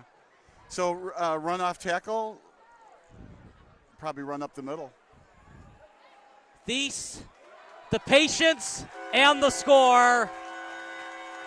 And that might be the dagger against Benet tonight. Well, it's too early to say dagger, I think, but 28-7, multiply that by 2, 56-14. Bennett's going to have to make a terrific comeback if they're going to get back in this game, and one flea flicker or one onside kick isn't going to do it. Now, it looks like they're going to go for one here. This one probably get kicked a long way.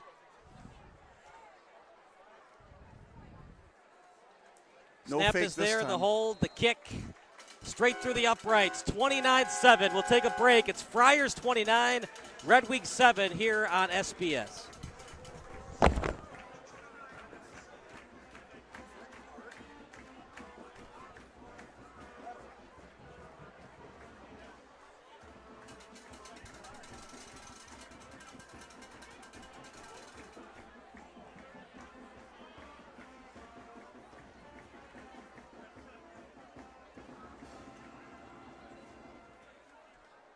At Quick Trip, we're known for our fresh and delicious food and our dedication to providing.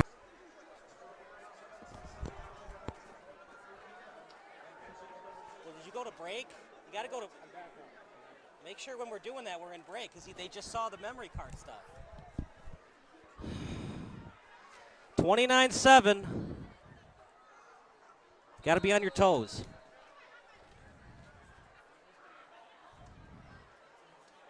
Kick from Sir as it goes out of bounds. And we didn't expect anything less than that. So again, they got to go 80 yards. Last time they didn't even make a first down. On fourth down, they had their kick blocked and lost 7 more points. So about 5:18 to go now.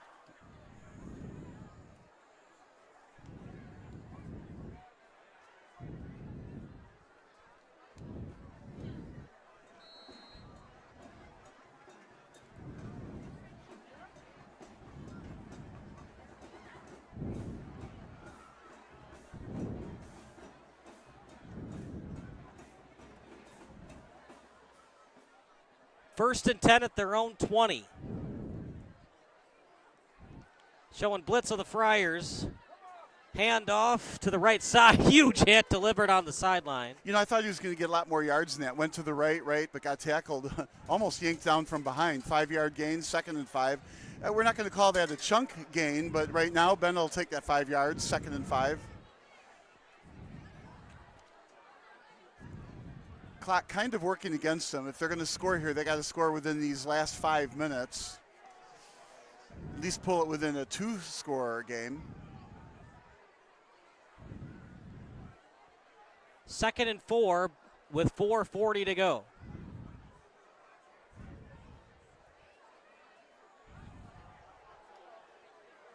As able to get to the sideline is Clevenger, and he takes a couple of defenders with him. Yeah, good 10-yard run on that. That was a designed quarterback roll to the right. So first down moves the chains. And that's what Benet needed to do when the score was 7-7. Now it's 29-7. Story of the game, completion percentage. Just 4 of 10 for the Red Wings tonight. Well, it's something we kind of expected, right? We know that Fenwick's got a good defense, and we know Clevenger is also a very good runner. So if he doesn't connect on those passes, he's going to try to pick them up with his feet. Yes. Remember, one of those passes was not by Clevenger. Yeah, the one touchdown pass, right? So Clevenger just 3 of 9. It's just the little things, right, that can cost you football games. Excellent completion percentage for Williams. He's 8 of 10 for 140 yards. He's a very, very strong quarterback and can run, but they don't run him very often. And there's a reason for that. He doesn't have the greatest size for the position, but he's fast enough to get out of bounds or do quarterback slides before absorbing contact. Well, and he's smart, so he knows not to take those big hits. 2nd and 10, as getting behind the defense, but just not able to finish the play in Giovanni Sanderlin. Yeah, I would like to have seen Clevenger look to the left or look to the middle or fake it to the left, still making that pass to the right. He didn't look the safeties off at all, and he had to thread a needle. Couldn't, went out of bounds.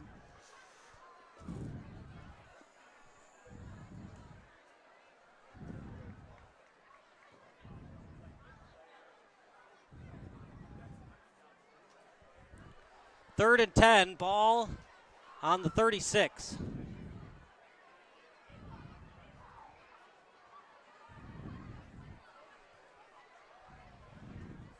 Clevenger with time in the pocket as he's going to deliver it to his tight end.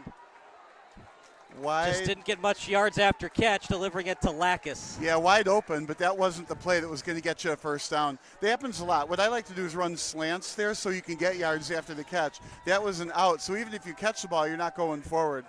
So it's 4th down. They're in a spot here. You're down 3 scores with less than 3 minutes to go here. So you can either punt and push Fenwick back and hope they don't score again, or you go for it, and if you don't make it, now you give them a short field with only 3 minutes to go. Are you surprised Fenwick didn't take a timeout here? I know they're in full control, but you'd like to go for the knockout blow with another touchdown. I can say I wasn't surprised because in my mind I wasn't thinking to do that, but now that you mention it, it probably would have been a good idea.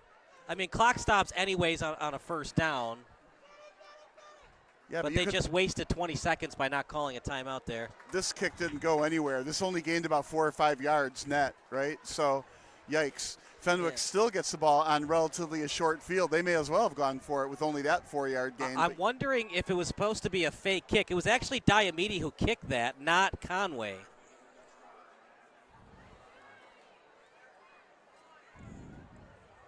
I don't know. It didn't have fake written all over it there. It looked like he was just punting. Do you think that Diamede misread the signal from Pat New? Man, I don't know what to say on that. Because usually Conway punts. Usually your kicker in high school is also your punter. Yeah, all I can tell you is 4 yards is all it went. That play did not work. I feel like as a kid in your backyard, every punt you do is longer than 4 yards. What's interesting, partner, when we look at the depth chart for Benet, Conway is only listed as a place kicker, not listed as a punter. Tomczak shifty in the open field as he gets past the 40. Fenwick looking for the knockout here to make it 32-7 or even 36-7. Well, they've got about 3 minutes to do that knockout, right? Well, 2 minutes now to do that knockout. They're going to go with no huddle, of course. I think Williams will keep it in the air. I wouldn't be surprised to see a score here. He did not this time, Thies, just the patience. I'm not going to say Le'Veon Bell with the patience, but he has excellent patience as a running back. Yeah, he's good at waiting for the block to happen and then scooting past it. I'm surprised they put that on the ground. I figured Williams would keep it in the air for sure. If it's incomplete, the clock stops. Guess they're just trying to preserve those timeouts. He's got all 3 of them. Yeah, there's plenty of time. This Another time, run. Hand Get off to the right He side. did. No, they're going to say he didn't get well. Yeah, they're going to say that forward progress was stopped before he got out of bounds. Yeah, not the call I would have made either. I think he got out of bounds with some forward progress. But anyway, the clock is running. Because if you take a defender with him, the defender is not stopping the forward progress. I'm thinking he got out of bounds. I mean, not that it matters. They have all 3 timeouts, but you'd like to keep one if you can. Quick pass. To Tomczak inside the 20. There's that pass outside to Tomczak. He always gets a lot of run yards after the catch. Very difficult to bring down. Now the clock is stopping for the first down here, but not going to stop for long. But still plenty of time with this no huddle tempo offense. Oh, we're going to get procedure on the play. here. There's still 1:04 left, so it will not be a 10-second runoff. Remember, if it gets under a minute, then it's 10-second runoff. Yeah, right now it's not quite under a minute. The 5 yards backs them up to 1st and 15. And that's the other thing. If you're a coach and you keep those timeouts, instead of the 10-second runoff, you can call a timeout to avoid the 10-second runoff. Yeah. That's why some coaches, they just like to keep those timeouts until they absolutely positively need them. Yeah, I like to use them for special plays during the whole half. I don't think they're necessarily something you always need in the last 2 minutes. 1st and 15, Williams down the seam. Who do you blame, quarterback or wide receiver on that play? It looked like it might have been a little behind him, but I think it should have been caught. Well, I would say, yeah, absolutely it should have been caught, right? But, I mean, it was a little bit thrown behind him as well. It's kind of like both can be true, right? It's behind you and he should have caught it. It was a little behind Morgan. I think he should have had it, though. It was a Jay Cutler pass. Not great, I think that was still kind of good. Williams just got compared to Jay Cutler. Which means this next play is going to throw a pick 6. Oh, no. We have a Jay Cutler hater. I mean, am I wrong? He did throw a lot of picks in his career. Nice screen pass. Yeah, absolutely. Thies with it. Thies inside the 15. Now they're probably going to use one of their timeouts. Well, he saved them. And we'll take a timeout here. It's 29-7 in favor of the Friars.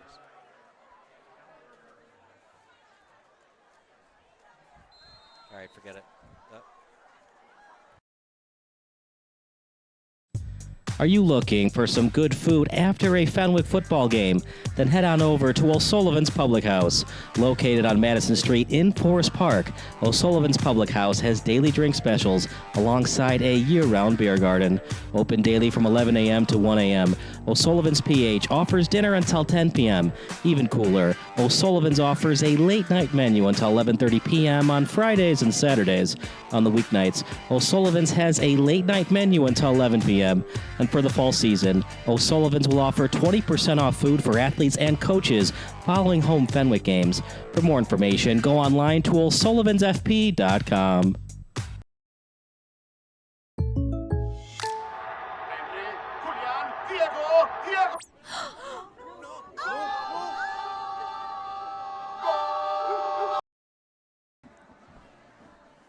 Third and 5 at the 14. Garrett in motion.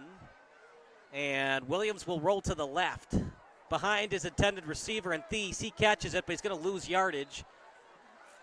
And yeah, they're working themselves into a field goal here. I don't think I would go for it on fourth down. I think I would kick the field goal, take the points. Are you surprised Pat New didn't use one of his 2 remaining timeouts to possibly get the ball back for a quick possession off the kickoff? No, I would not have. Again, I wasn't considering that in my head, so I get why Pat New didn't call it.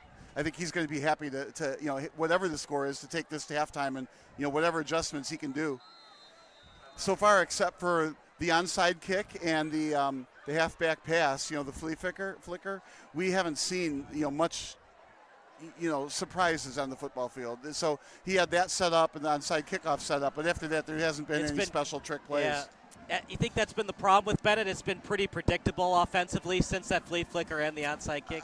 I think that could play a part, yes, but I also think the Fenwick defense is just so strong that what's really open. Clevenger, a little bit of accuracy issues, and then against a Fenwick defense, it's going to be real hard for him to, get these first downs by himself on the ground. Salvino had some really good runs early in the game, and Fenwick made that adjustment. I think what they did is they moved the linebackers into the gap, so there was no just available gap, rather than they were playing deep for the passes. But that's what Fenwick does. They pursue so well left and right, and obviously they stuff the runs up the middle. So they've changed the game. They've kind of like what was open for Benet is not open for Benet anymore. This is a chip shot for Noah Sir. He's going to be playing his football next year at Northwestern. The kick is up. That'd be good from 50 yards. Straight through the uprights. It's good.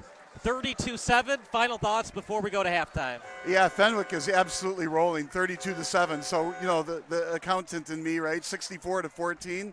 That's a lot for Benet to come back on. So what a great half by Fenwick. We'll take a break, then we'll give you some halftime stats. It is all all Fenwick tonight, 32-7 over Benet.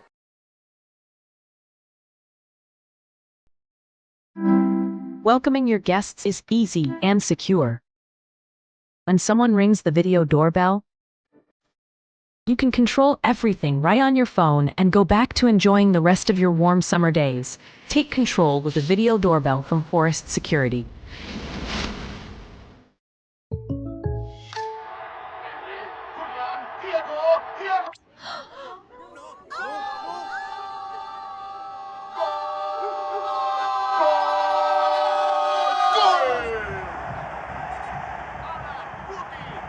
They're my neighbors.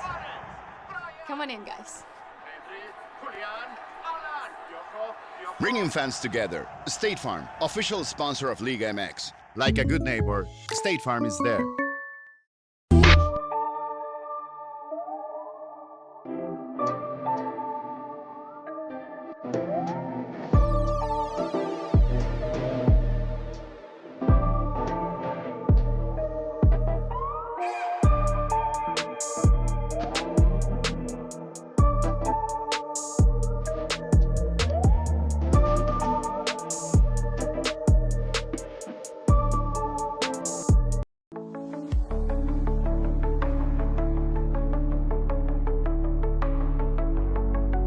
This spring, Walsh Floor donated labor and materials to build the new sidewalk, parking lot, and entryway at the new Care for Real headquarters. We also want to thank Ozinga for donating concrete.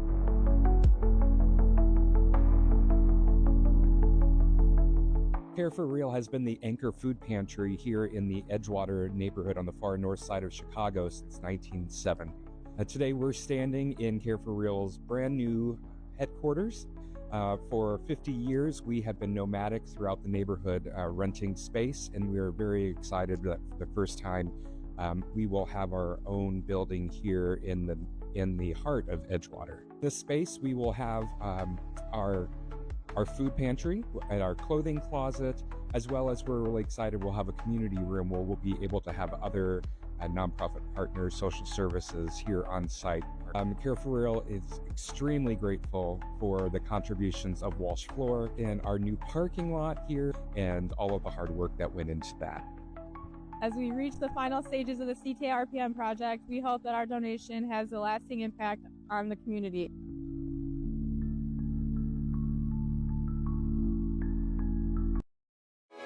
Sports Broadcast Solutions is a broadcasting network for everyone. SBS offers live telecasts on Channel 59.3, YouTube, or Twitch. We include pre- and post-game interviews with the players. You know, I started in the locker room. All the boys were getting going before the game and stuff, and we kind of found a little click at the beginning of the game, so I think that's what got us going. We also include digital live statistics, play-by-play commentary, team highlight reels, and even more than that. Go online to sportsbroadcastsolutions.com or search Sports Broadcast Solutions on YouTube. SBS, a broadcasting network for everyone. Sports Broadcast Solutions is a broadcasting network for everyone. At SBS, we offer a professional broadcasting experience for the non-professional athlete. Just like the pros, we offer everything for you. Play-by-play commentary. A no-hitter at Kane County Stadium. 15 strikeouts, 1 walk, 1 error, and that's it. Color commentary, highlight reels, recruiting videos, and much, much more. Unlike our competitors, we zoom in on the action and always have a live scoreboard with a live time code. If you're ready to have your next sporting event feel like CBS Sports, then make sure to call Sports Broadcast Solutions today. Our phone number is 330-957-7653, or you can go online to sportsbroadcastsolutions.com. SBS, a broadcasting network for everyone. Missing your child's sporting event just plain stinks. But you don't have to worry about that anymore, thanks to Sports Broadcast Solutions. SBS is a live broadcasting network, as well as covering your on-demand needs, recruiting videos, highlight reels, and much, much more. We can broadcast live to any website, and we also post as much on-demand content as you need. For more information about SBS, check out our website at sportsbroadcastsolutions.com. Sports Broadcast Solutions, a broadcasting network for everyone. Sports Broadcast Solutions is a broadcasting network for everyone. Let SBS broadcast your sporting event. We have experience and can generate excitement and permanent digital memories for your team. Tonight. That time, finally a goal for the Stampede! We have professional videographers using high-definition modern-day cameras, color analysts, and play-by-play announcers with state-of-the-art, classy graphical scoreboards to keep you updated. Plus, we have commercials to advertise your team, club, or sponsor, and us. Plus, we do pregame and postgame interviews. Hi, everybody, and welcome to the postgame show brought to you by Marion Central Catholic. My name's Kyle Smith, but my name doesn't matter. These young ladies matter. It's senior night as the Hurricanes win a battle down the stretch, 48-46. Hi, I'm Carrie Kramer. I swim 50 breast, 50 free, and 100 back. Whatever your sports broadcast needs, we are at sportsbroadcastsolutions.com. Check us out and become part of the digital sporting world. Sports Broadcast Solutions is a broadcasting network for everyone. Instead of spending hundreds or thousands with all these college recruiting sites, let us put together your college highlight reel. For just a fraction of your potential college scholarship and significantly less than these recruiting services, we got this. In addition, we put together highlight reels for teams, including high school, your club team, or travel team. My teammate gave me a great pass, and I just took it. The other team slashed me, took the opportunity, saw where the goalie was weak, and I just shot it there. Solon O'Connor and Marsh back on defense. And Marsh gets a blowout. We got a breakaway at 2-0. A shot, and a goal! So 3-3. The power play was officially over. Whatever your sports broadcast needs, check us out at sportsbroadcastsolutions.com. Check us out and become part of the digital world. Sports Broadcast Solutions is a broadcasting network for everyone. For those of you who would like to broadcast or live stream your event, or maybe make a highlight tape but would like a sponsor to fund the event, SBS has a myriad of ways to advertise your sponsor during our broadcasts. We have commercials. We have on-air reads by the announcers. Albatross Physical Therapy and Wellness specializes in pain-free. We have graphics, and we have watermarks. Finally, Sports Broadcast Solutions can create a commercial for you or your sponsor. Whatever your sports broadcast needs, we are at sportsbroadcastsolutions.com. Check us out and become part of the digital sporting world. Sports Broadcast Solutions is a broadcasting network for everyone. For those of you that just want raw footage of your sporting event, but no play-by-play or color commentary, you just need us to live stream video from the event over the internet. We will live stream your event on YouTube on our Sports Broadcast Solutions channel. In addition, we also have a dedicated channel on YouTube for live streaming at SBS Livestream. And if you need multiple channels, we can utilize Facebook Livestream and Instagram Live on our channel as well. Options include commercials from your sponsors, professional scoreboard graphics are still available, and of course, yes, pre- and post-game interviews are available as an option if you want. We've been working really hard this whole summer and stuff. Whatever your sports broadcast needs, we are at sportsbroadcastsolutions.com. Check us out and become part of the digital sporting world. Sports Broadcast Solutions is a broadcasting network for everyone. We broadcast sporting events for people of all ages, including adult leagues, high school leagues, and kids. Complete with professional-looking graphics, broadcasters, color analysis, and commercials. We do pre- and post-game interviews with the players. In addition, Sports Broadcast Solutions does highlight films, including college recruiting reels, highlight films you'd see on sports news programs, and just simply highlight films for fun. Sports Broadcast Solutions also provides raw footage and live streams if you'd like. Subscribe to us and listen to our professional talk videos about relevant topics in the pro and college ranks. Whatever your sports broadcast needs, contact us at sportsbroadcastsolutions.com and become part of the digital world. This is Sports Broadcast Solutions, a broadcasting network for everyone. Check us out at sportsbroadcastsolutions.com and become part of the digital sporting world.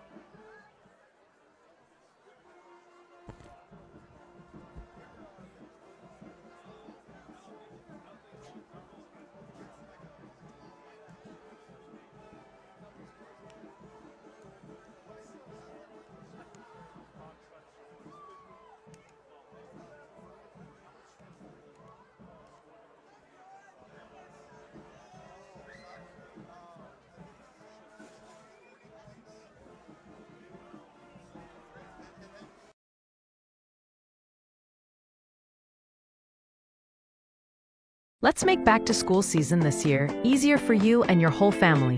Customize a scene on your Forest Security app to ensure as you leave for the day that your doors are locked, lights are off, garage door is closed, and your security system is on with the push of one button. When the kids get home, they can unlock the doors and turn off the alarm with their mobile app or door code. Plus, you can receive an instant notification with a video clip showing they are home safely. Relax in the evening with a movie night routine to ensure your alarm is set, lights turned down, and room temperature is comfortable. Call Forest today.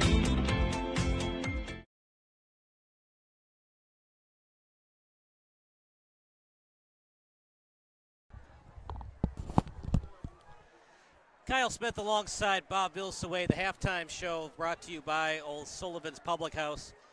Too many punts for Benet, 4 for 70 yards, but here's the story of the game, Bob. Red zone opportunities, 5. And red zone scores for Fenwick, 5. A big goose egg for Benet. Yeah, 4 touchdowns in the field goal. One of those was a 2-point conversion also. And then, of course, just the 1 touchdown is all Benet has. And that's for the lopsided score at 32-7. So here, they've got this 40-point rule for running the clock. I'm thinking if you're Fenwick, if you can score twice and then you get a 2-pointer on one of those, you can turn this game into a running clock. But if you're the coach, is that what you want? Because you want to have somebody to practice your offense on. And I'm thinking right now, Benet, they're probably out of this game, 32-7. They're probably not coming back. I mean, I don't want to say for sure. You can never be sure. But if you're Benet, you have to take this a play at a time, first down at a time, and see if you can execute your offense against, a very strong defense. Tommy Thie, 6 carries for 36 yards. He had 2 rushing touchdowns. Now, you never want to blame the game on the officials, but it seemed like Benet was in a little bit of a groove. Then a fumble that was recovered by Fenwick. It looked like an incomplete pass. Then what we thought was roughing the pass, what we thought was intentional grounding became roughing the passer. And it just doesn't look like the same Benet team since Fenwick scored to make it 14-7 off that fumble and then off the roughing the passer. Yeah, I'll say as a coach, I'm glad I have a shorter memory than you have, because I think what you have to do is forget those plays. Yes, they happened, but they did happen, and the score is still 32-7. Right, so after that, they weren't able to recover. Yeah, so you've got to be able to forget that happened and continue to do what you need to do to win the game. And right now, even if that was incorrect calls, take that touchdown away, it's 25-7, and they're still not executing enough to win the game. But that's what Benet has to do, though. They have to, a play at a time, move the chains, get a first down, and have something that's I call equilibrium. You are at an equilibrium when you continue to play almost, not exactly in a trance, but you continue to successfully move the chains until you score a touchdown. Then the next time you get the ball, you successfully move the chains until you get a touchdown. And then you can score, and then you play an easier team the following week, and those turn into touchdowns because you're playing an easier team the following week. But expecting a lot of scores, 25 points, unanswered points to go against Fenwick here, I think is going to be a lot to expect from Bennett's perspective. And, I adjusted it. You see the red zone TDs. Fenwick, they're 4 or 5 in the red zone. That is winning football right there. Well, and then that 5th one was a field goal apparently, right? Yeah. If you believe the running and passing yards, it's only like a 60 or 50, maybe a 70-yard advantage in Fenwick's favor. And I'm surprised that there's only a 70-yard difference between somebody who's ahead by 25 points. But time of possession was almost even too. It's only a 3-minute difference. Remember, a lot of those were bad punts from Benet. Yeah. So short fields. Yeah, they had the one punt, one of those, however many punts it was, right? The 4 yards downfield out of those 70 was one whole punt. And, if you're punting, you're only gaining 4 yards. You shouldn't be punting. You should be going for it. And remember, the opening drive, they only had to get 43 yards of total offense after Jake Thies ran it.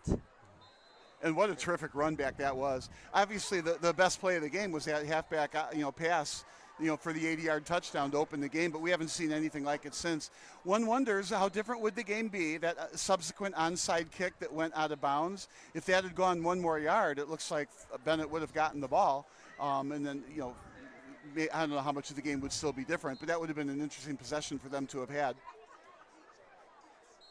Well, for Benet to come back into this one, they'd have to score 25 unanswered and not give up any more points from Fenwick's end. It would be a pretty miraculous comeback. Yeah, right. How much can Clevenger do too? I think what you need to do is complete passes downfield, not rely on Clevenger to run so much. Diomede would be a favorite target. Doyle would be a favorite target. Albert, who has been a favorite target, got shaken up. It'll be interesting to see if he's back. Yeah, we saw a couple of injuries in that first half. We saw Porcello as well as Albert. That obviously didn't help things for Benet. If you're just joining us, shame on you. Where were you? Yeah. Nobody's Second of just all, joining us. They've all been here since the beginning, right? It started off well for Benet. They had that flea flicker, 80 yards. It was 7-7. A couple of things went Fenwick's way, and Benet just hasn't been the same team since then. Well, it was 7-7 for a long time as well. So they were in the game early for a long time early, but now I think it's gotten past them. So I think they need to treat the game differently, gain some experience, and of course, Fenwick might be putting in more seniors now too, which that could go either way. Sometimes the seniors are actually better chomping on the bit to go play. They haven't had a whole lot of chances, so maybe if the seniors get in, they're going to want to make a name for themselves too. So they may end up scoring more because of that. And appreciate everybody watching tonight's broadcast.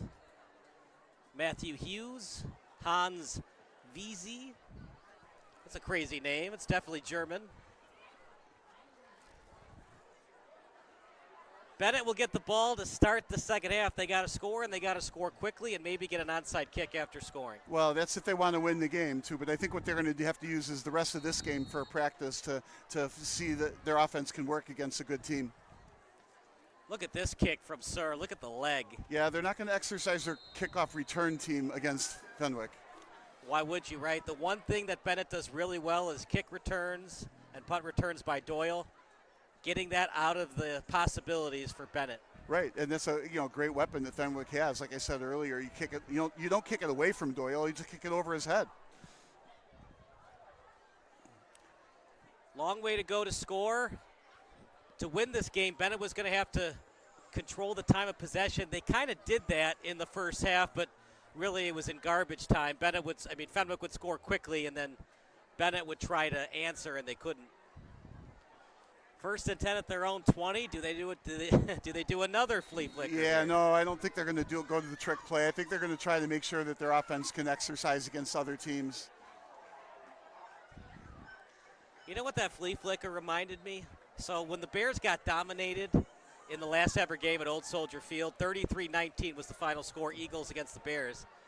The Bears ran a reverse play to take the lead against the Eagles with like their third string running back. I have to say that's not one I remember, but just thinking about this game here, remember Salvino had all those runs right up the middle, Yeah. 10 yards, 10 yards, 10 yards when they were getting running up the clock.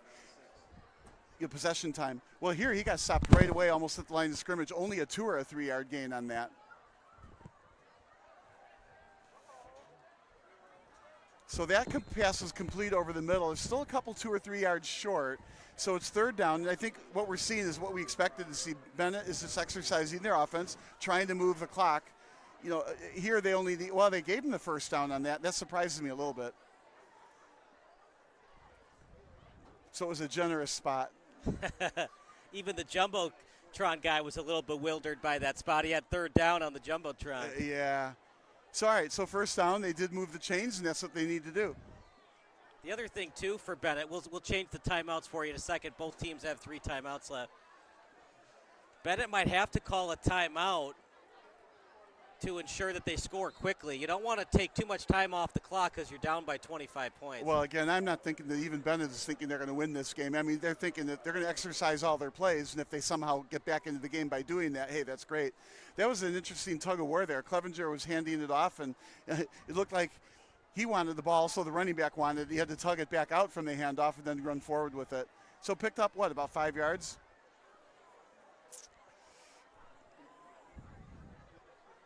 And I brought up that reverse against the Eagles because the Bears reverse? Yeah. As Salvino gets to the edge and then clobbered on the play by Thies. I bring it up because the Bears were getting overmatched by Donovan McNabb and the Eagles. So Dick Duran decided to use a trick play to get the lead back and try to put the pressure back on McNabb, who was a young quarterback at the time. All I'm thinking back is, who was the coach of the Eagles? It was Andy Reid. That's right. And look at where he's at now with Kansas He City. didn't What a win great in Philly, coach. though. He kept losing in the NFC Championship game. Well, with I Philly. think he was winning. He just didn't win a Super Bowl then, right? Well, he didn't even go. He only went to one Super Bowl with Philly. Yeah, he was a great coach then. Now he's even better now. Kept losing in the NFC Championship game when he coached the Eagles. Clevenger with time in the pocket. Now he'll roll to his left on the run. Tough throw. No flag thrown. Looked like it was clean contact from Morgan. Yeah, I would like to have seen that pass go for what they needed, a first down, rather than downfield and incomplete. He only needed 5 yards. Yeah. Now it's 4th and 5. I think what they're thinking is they need quick chunk plays to get back in this game. I mean, it could be they're thinking that, but I think that would be a lot to ask for Benet to get chunk plays and get back in this game that way. So far, they bring in the special teams unit, Diamede in to punt, so they are not going with Conway the rest of the night. There must be a reason. Let's see if Diamede can break his record of 4 yards. Don't be mean to the kid. Way to crush his confidence, Bill Soe. Not a great snap. It did go over 4 yards, and then it went out of bounds immediately. Well, he's getting better. Now it's 22 yards. Look, when you're on the bench, you don't have a lot to do. I loved it. You saw Will Hosty, the backup tight end, as he was slapping Ryan Murray, one of the backup wide receivers, on the helmet for making that catch on the out-of-bounds kick. Well, it goes into his stats at the end of the year, and then he can ask for a higher contract.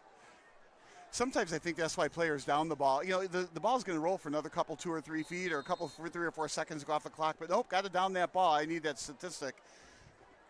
Williams was fantastic in that first half, 12 of 15 for 165 yards. He is fantastic, and he's also got speed. He can elude tacklers. He can gain yardage. Do you like their chances next week against Mount Carmel? As here's a little shovel pass out to Stewart. He gets to the edge, gets past the first down marker. Yeah, by memory, I can't remember if Mount Carmel was ranked number 1 or 2, but they're ranked up there, and Fenwick is ranked number 12. So the question is, can Fenwick pull off an upset against Mount Carmel? They are on the road.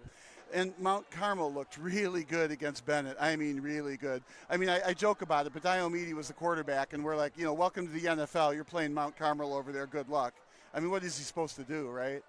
Yeah, Diomede, the sophomore, in his first ever start. Right, but he's absolutely the quarterback of the future. Let's see, Clevenger is going to graduate, right? And then the sophomore Diomede is going to be the quarterback here probably for the next 2 years. And I'm guessing his number 1 receiver is going to be who? His younger brother.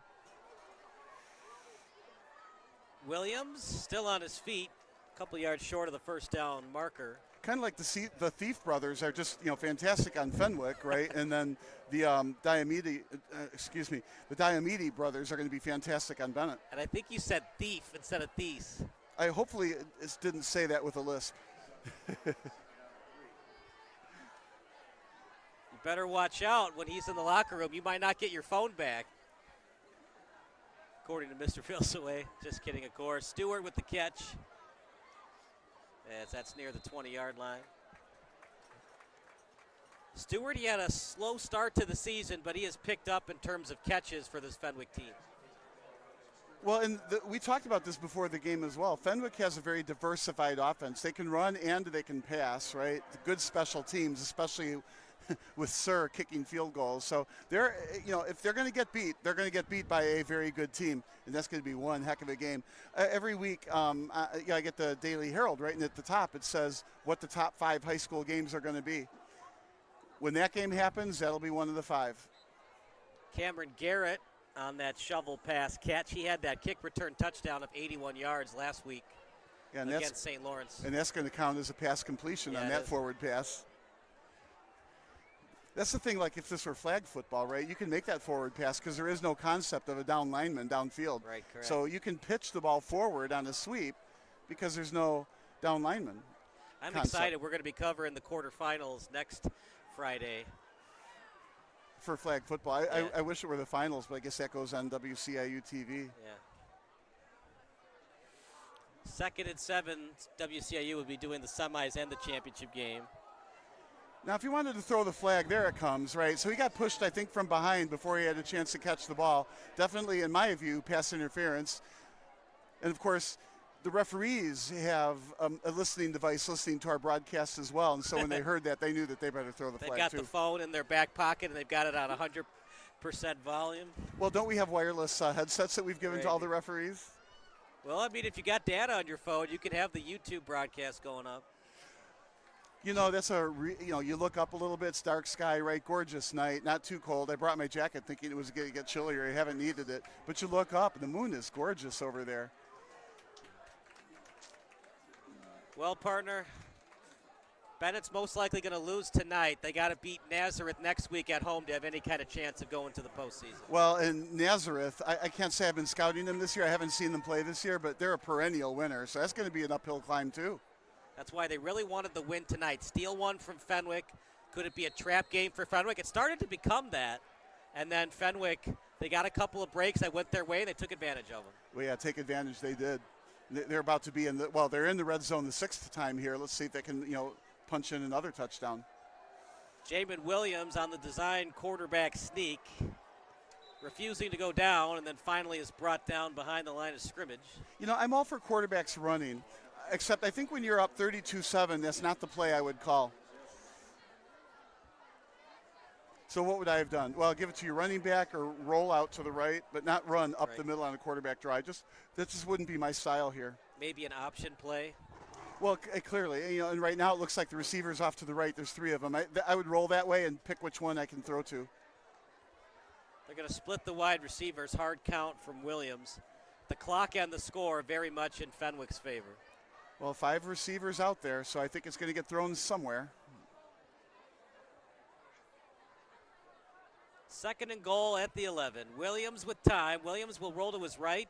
High throw, gets it to Tomczak, and he's tackled before he gets to the 5. It was an excellent tackle delivered by Crowder. Yeah, for once, Tomczak didn't get running yards after catch, but part of the reason is because the end zone shortens the field, so the defenders don't have to get as deep, right? So Tomczak caught the ball and was tackled right away. It seemed like it took a long time for the ball to get all the way from Williams to Tomczak. He's throwing from the middle of the field all the way to the sideline. This is going to be a tough team to beat in Fenwick come playoff time. Williams. Stewart tried to make the one-handed catch. That would have been a Odell Beckham-esque catch if he had made it. Well, maybe, but we saw them practicing the one-arm catches in the warm-up earlier, and I was thinking, it's maybe not that much of a surprise when you make a one-handed catch, because I know when I was little and playing in the backyard, you're practicing those those one-armed, one-handed catches when you're little, and so you get here in high school, and it's something you've been doing your whole life. So how about this, Bob? If they make the field goal, it'll be 35-7 in the most unconventional way to score 35 points. Yes, right. 2-pointer and a couple of field goals, and this will be good. Big Sir is at bat. Absolute chip shot. It'll be a 23-yarder. Good snap. The hold is there. The kick. A little bit short. But I think that got partially blocked, but still went through. That was a good rush from Benet. The good thing about that, they're down 35-7, 28 points, right? But they are not giving up. Now, the problem with that field goal is if Benet gives up 2 more touchdowns, doesn't matter what kind of extra points happen, they'll have that 40-point running clock happening. We'll take a quick break. It's all Fenwick tonight here on SBS. Let's make back to school season this year easier for you and your whole family.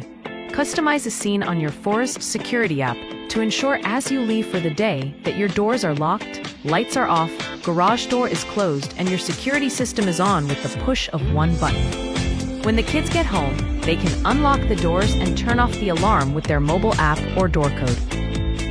Plus, you can receive an instant notification with a video clip showing they are home safely. Oh, well, next time out, just show it. Yeah.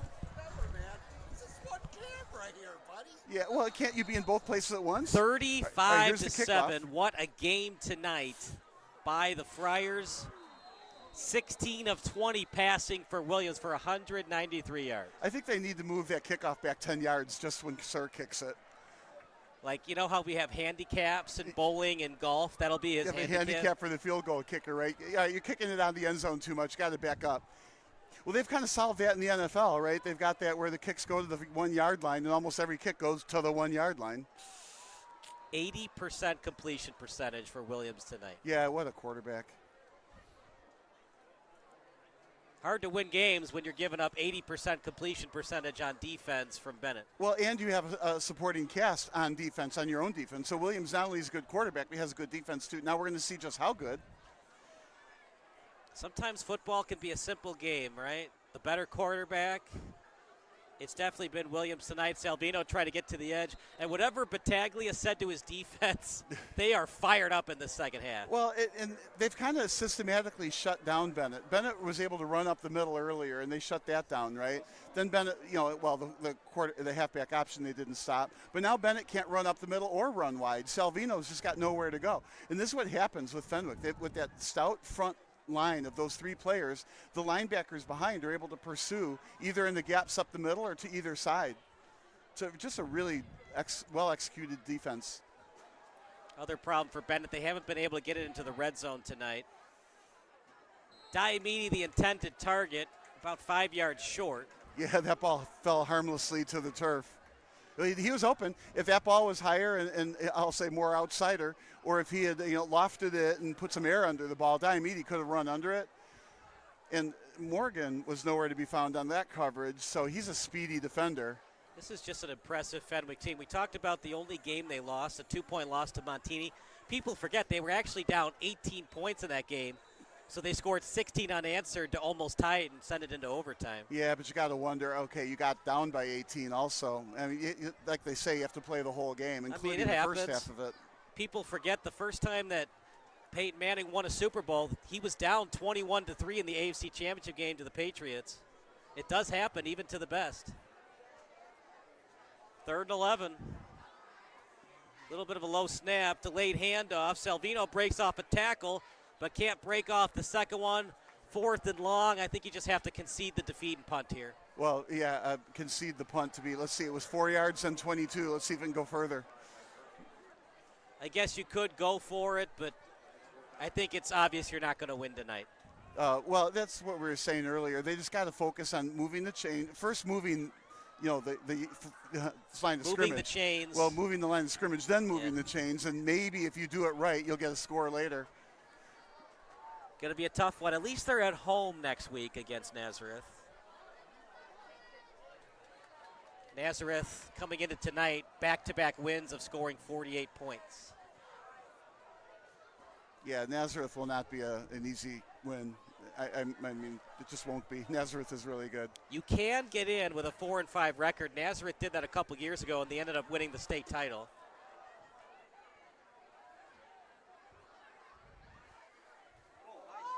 Terrible snap. Diamidi somehow was able to kick it, and it was a nice spiraling kick.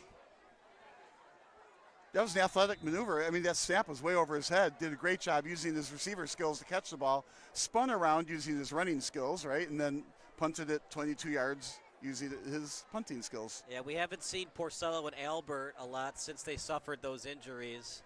Well, in a game like this, too, even if they're okay, it's probably wise not to put them back in. See if you they need them next week. Yeah, see if they put Williams back in. He is still in there. He is still in. 3 receivers to the right, so he's going to try and continue his 80%. 80%. You're definitely in Illinois, and I shop at the Jewels. Look at how much time Williams have. Down the field, Morgan, the intended target. Dropped by Morgan. We talked about how great Williams' completion percentage is. There's also been a couple of drops, too. It could be higher than 80%. I remember. Stewart had that one that should have been a touchdown pass.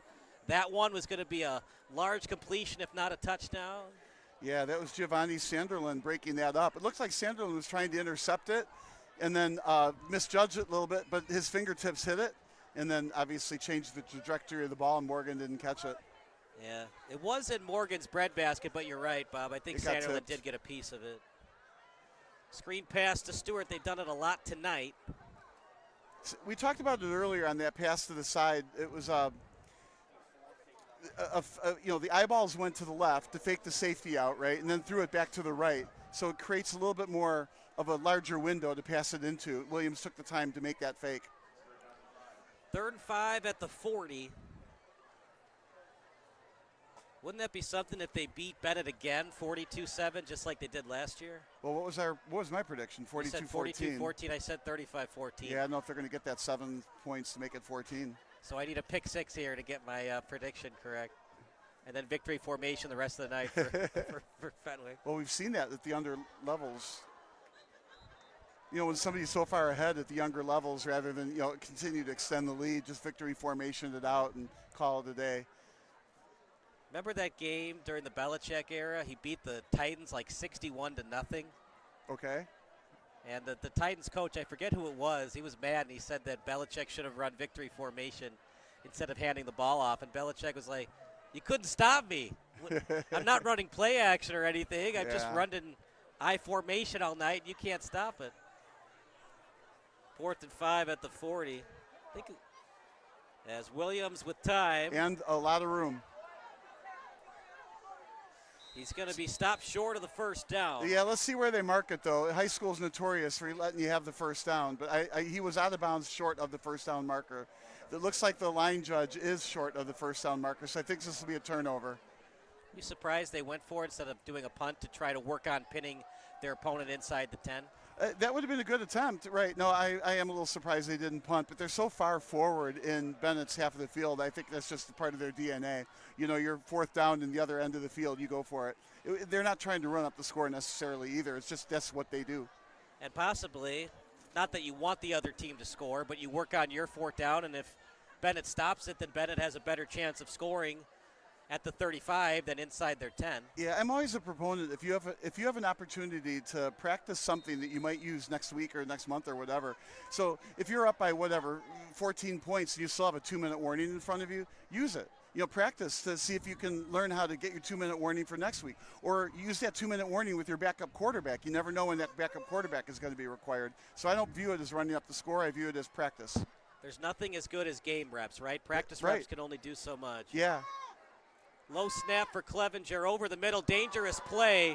Somehow that wasn't picked off. There were 4 Friars around it. That's the thing. It got deflected, and there were 4 of them there. Very fortunate. But I only saw 2 receivers in the pattern.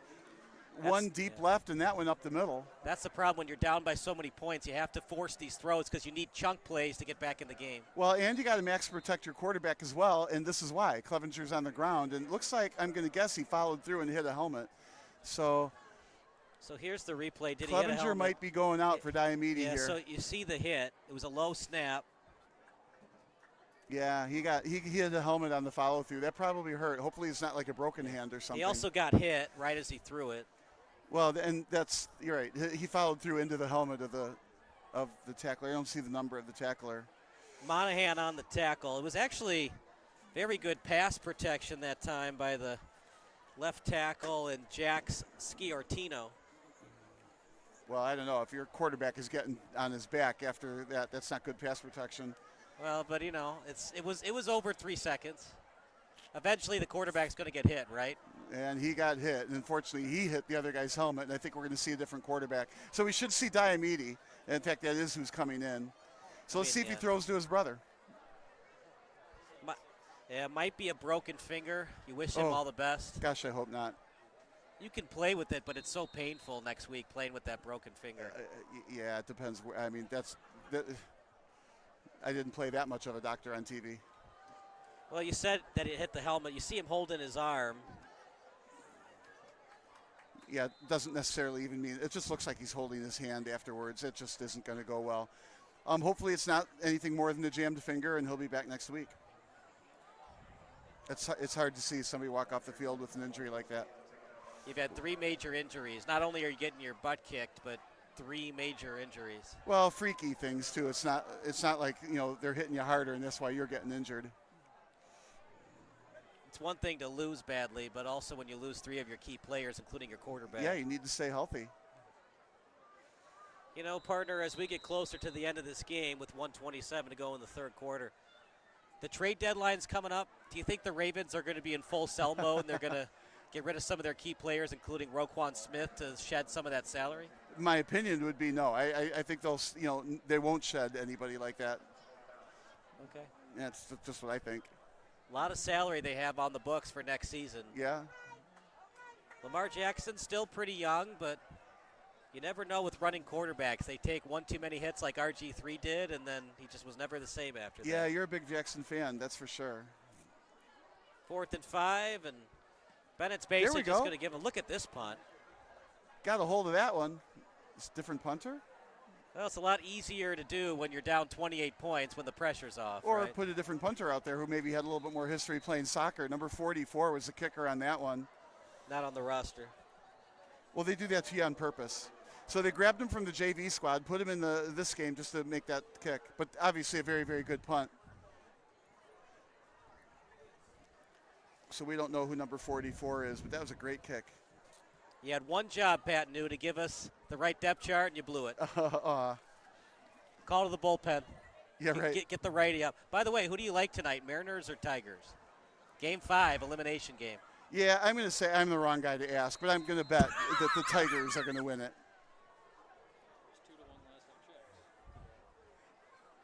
It's 2-1 Tigers in Seattle. They love their Mariners in Seattle. They have not won a playoff series since a couple of years ago, and they have not been to the ALCS since 2001. Big game tonight in Seattle. Right. This should be the last play of the third quarter. Very surprised that Williams is still out there. Well, yeah. But sometimes, again, you're better off exercising the team with your starters because you do want to win next week. You have a chance to go far in the playoffs, really far in the playoffs. So putting in a backup at this point in time doesn't help them.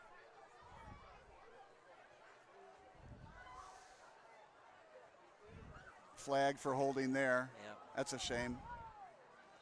And they closed in on Williams on that play. So, if you're the coach, you're thinking I might have let Williams play one play too many. I think Williams needed to get rid of the ball sooner. You also have to have a certain amount of awareness if you're Williams. Don't get tackled. But that's coming back on a holding penalty.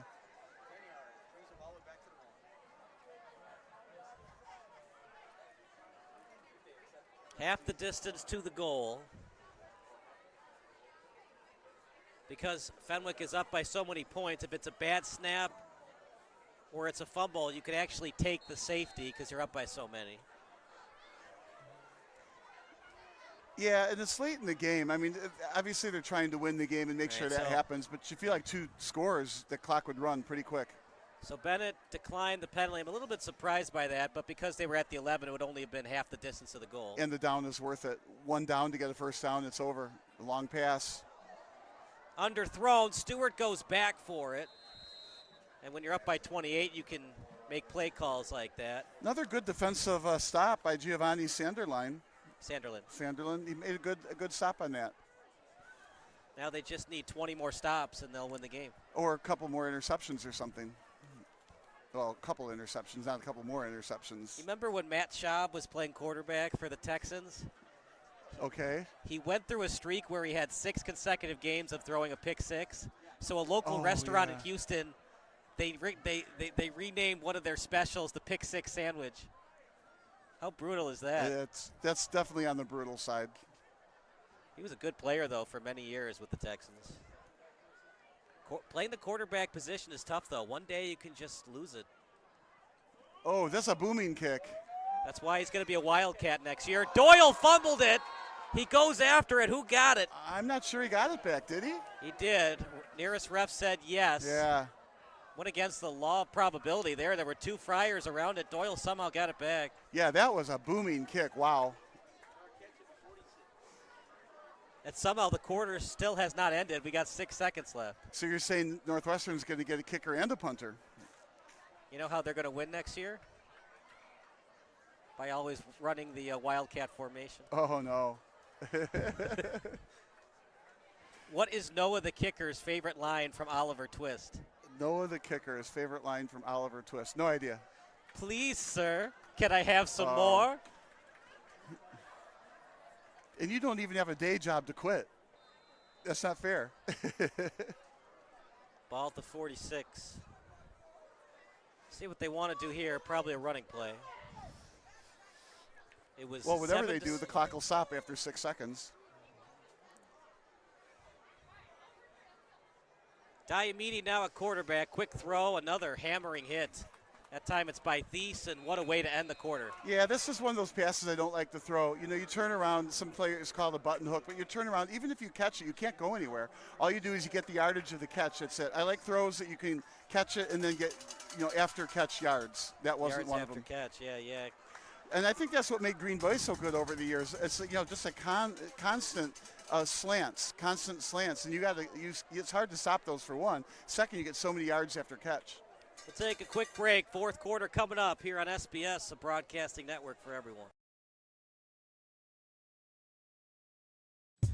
Are you looking for some good food after a Fenwick football game? Then head on over to O'Sullivan's Public House. Located on Madison Street in Forest Park, O'Sullivan's Public House has daily drink specials alongside a year-round beer garden. Open daily from 11 a.m. to 1 a.m. O'Sullivan's PH offers dinner until 10 p.m. Even cooler, O'Sullivan's offers a late-night menu until 11:30 p.m. on Fridays and Saturdays. On the weeknights, O'Sullivan's has a late-night menu until 11 p.m. And for the fall season, O'Sullivan's will offer 20% off food for athletes and coaches following home Fenwick games. For more information, go online to o'sullivansfp.com. Kyle Smith alongside Bob Vilsoe. 6 catches for 82 yards for Tom Zach. Terrible snap. Diamede recovers well and then hit from behind. 6 catches for 62 yards for Raphael Stewart. Yeah, that's about all he could do. He had to catch that snap on a bounce and then go forward as best he could. Good tackle from behind by Harrison Aiello. How about this partner? He is a freshman linebacker. Well, these schools have a nice pipeline of players. Both schools have a nice pipeline of players. We were talking about that with the senior night today. There's an awful lot of sophomores and juniors on this varsity roster as well. So the way that Fenwick scored 35 points, they did it the old-fashioned way for the first 2 touchdowns as Diamede rolls over to his right. Dangerous pass. But instead of going for the pick, it was instead a tackle by Odin Furjak. Anyways, Benet scored their 3rd touchdown. Then they did a fake extra point, got the 2-point conversion. Then they kicked a field goal. Then they scored a touchdown. Then they scored another touchdown, a field goal to make it 35-7. Like you said, unconventional way to get 35 points. It looks like it was just 5 touchdowns. Right. So somebody would say, wait, you're in the red zone 6 times and you got 35 points? Wait, what? All right, 4th down. I mean, you can't say it's a big play, but normally it would be called a big play because you're at midfield, 4th and 5. If you get the first down, you keep possession. If you don't make the first down, you're giving a short field to your opponent. It's 3 receivers to the left. So Williams' day is officially over as the backup quarterback getting warmed up, and Tommy Quinn. Diamede rolls over to his right. He's going to throw it deep. He's got a man, but couldn't get it to Doyle. Good coverage from Thies, and Tommy Quinn takes over. Oh, no, a flag is coming out for roughing the receiver. So this is going to be a 15-yard penalty, first down. Now, was it after the catch? If it's unsportsmanlike conduct, the first down remains for Fenwick, but they'd go back 15 yards. If it was during the act of the catch, then it's pass interference. Yeah, I think the judgment here is going to be it's during the catch. So, they're going to call just flat-out pass interference. I didn't see that.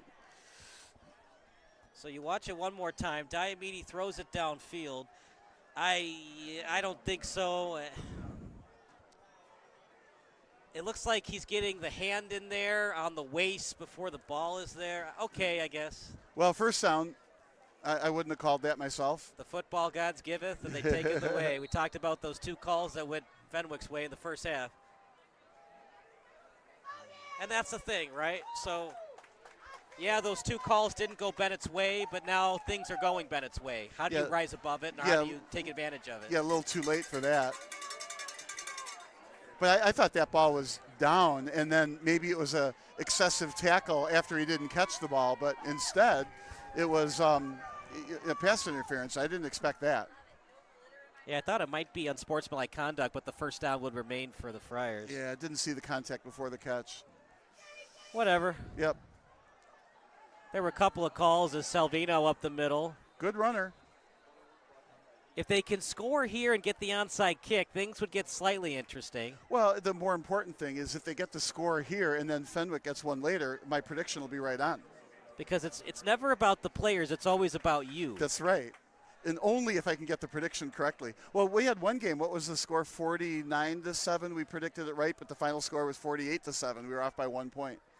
So if each team gets a touchdown in the fourth quarter, we're going to keep that string of predictions correct.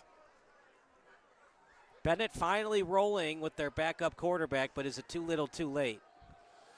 This time Salvino again, kind of surprised they're running the football there, but they decide to run it. Well, yeah, I like again that they're exercising their offense. I don't think they've got the visions of grandeur that they could tie the game up, but they do have to practice their offense because they've got the season to finish out, and they do want to make the playoffs, and they are a good team. Although, what were they ranked? 3,900 and something in the U.S. I feel like that's way underrated. If they're ranked that quote-unquote low, how many high schools are there in the state of Illinois? No, that was nationally. Oh, nationally, yeah. Okay. I was like 3,000 high schools in Illinois. 181 in the U.S. is what they're ranked. But then they're playing number 12, Fenwick, who, like you said, is going to play Mount Carmel. I forget what they were ranked, 1 or 2 in the state. Probably 1 since they have those 8 players that are D1 recruits. Diamede over to the right. That's the thing, we get these numbers from Max Preps, and, initially you look at Max Preps and you're like, wait, how are you really making those rankings? But I found over time they are actually pretty accurate. They end up projecting the winner pretty well with the rankings that they come up with. So, kudos to Max Preps with a lot of the information that's out there. Are you surprised they're not going with a no-huddle look here? Oh, yeah, I mean, maybe. But I'm also thinking, they're just playing this game as if it's 7-7. Learn how to win for when they have to play next week. And right now, they might have to learn how to win without Clevenger. This time a jet sweep to Doyle. He has been very quiet tonight. Yeah, just one catch tonight. You're right. He has been very quiet, but I think that's by design from Fenwick. They're like, Bennett's A, not going to beat us, and B, we're going to make sure we shut down Doyle. We're going to make somebody else beat us. And Clevenger, as good as he was, it didn't get a whole lot of yards on the ground. And then it wasn't even Clevenger that threw the touchdown pass. So Jamin Williams, his night ends 17-25 for 198 yards passing. Yeah, that's NFL quality numbers in high school. 4th and 8 at the 14. They do not have to score a touchdown here. Diamede, pressure comes. Gets out of it. Thies on the pressure. High throw. No one's going to catch that. So he avoided the tackle, but he had to rush the play because of it. He avoided the tackle. He had to throw it. And, of course, he doesn't know how many footsteps are behind him before he releases the ball. It was good defense. Fenwick gets the ball back unscathed. So it looks like our 14-point predictions aren't going to come true. It looked like it might have been a missed blocking assignment from Salvino as Thies was able to get instant penetration. Regardless, I mean, that's kind of been the definition of tonight for Benet. Well, and he threw that, out of bounds. Nobody could catch it. It was on 4th down, so throw it inbounds on 4th down. Well, Benet shows that they have the heart of a champion. They just couldn't finish. They started well in the first quarter, but it's a 4-quarter game. Williams is still in there, by the way. And so run with it. Tommy Quinn was getting warmed up, but Battaglia decides to go with his star quarterback once again. Yeah, I'm a little surprised Williams didn't launch it. I'm not saying the receiver was totally wide open, but anyway, pulled the ball down and then ran with it. And like I was saying earlier, I just don't think it's wise for Williams to run in any capacity here. Keep getting the ball out of his hands. Well, as a head coach, you can't be scared of your players getting hurt, but this game is well wrapped up. Make sure your quarterback doesn't get hurt. No more quarterback draws the rest of the night. Yeah, one safety deep.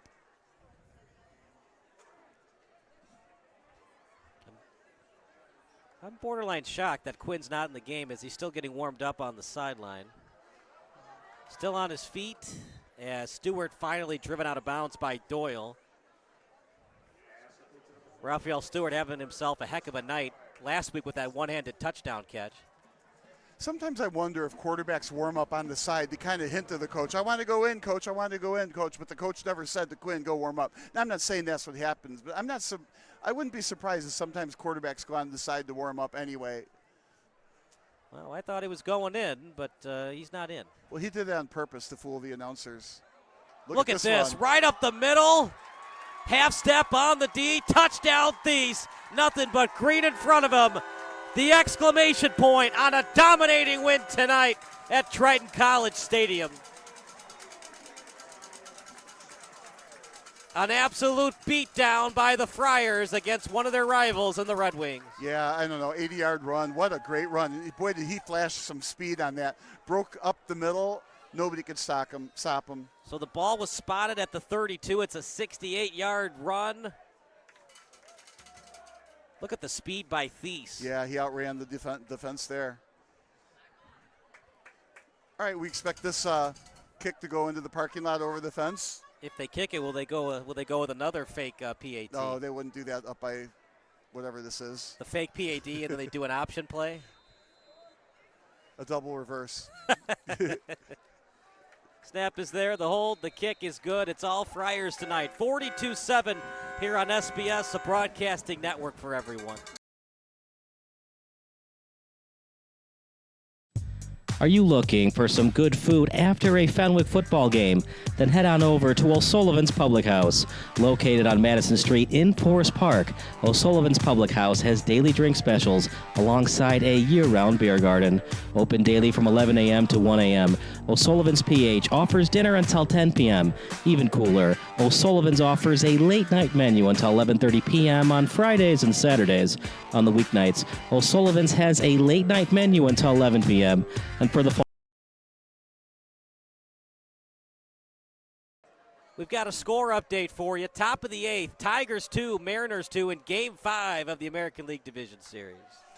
When we do that, when we play scores like from other games like that, it kind of time stamps the game, right? So when you play this back and you hear that score 2-2 in the 8th, when you play it back, you actually know who won and when the broadcast happened. I'm rooting for the Mariners, man. They've never been to the World Series. I'm rooting hard for the Brewers tomorrow night. I know there's Cub fans watching and listening.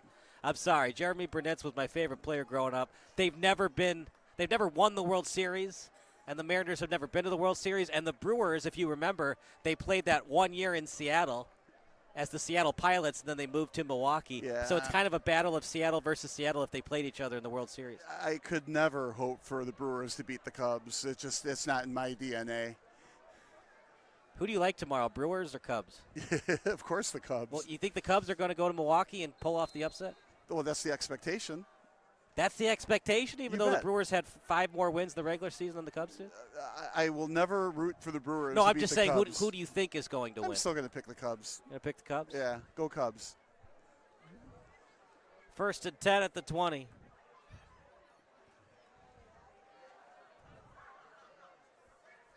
What are the odds? Benet lost 42-7 last year, and they're going to lose 42-7 again tonight. That is amazingly unusual odds, but that's not important at all. What's important is for Benet to score a touchdown here to make it 42-14, so my prediction's right.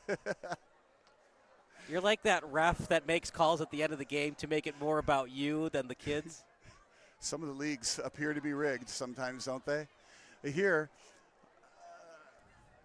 I don't know if Benet can get this other touchdown in. Over the middle, Doyle, that's just... Ooh, it was right on his fingertips. Right, the kind of night for Benet tonight. Right in the fingertips, a guy who usually catches it. Yeah. Sometimes it's just not your night. So the backup quarterback, Diomede, to the top receiver, Doyle, right through his fingertips. Wow. I mean, and yeah, I don't know if he would have won the race to the end zone, but you liked his odds. 4:59 to go. 2nd and 10 at the 30. How about that? 35 unanswered points for Fenwick. This is very impressive.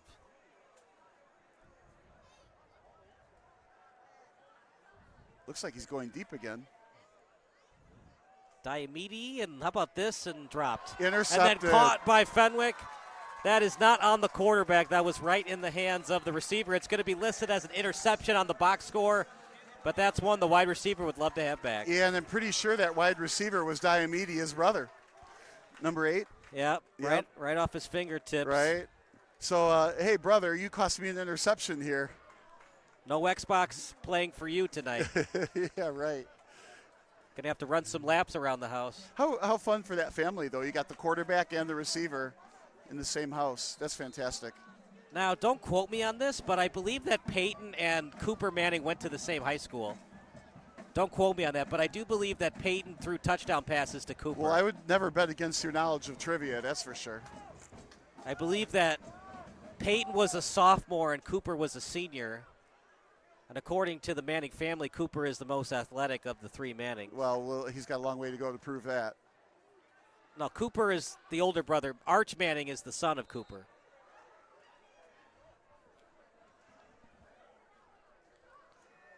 Are you surprised how much Arch Manning has struggled this year for Texas?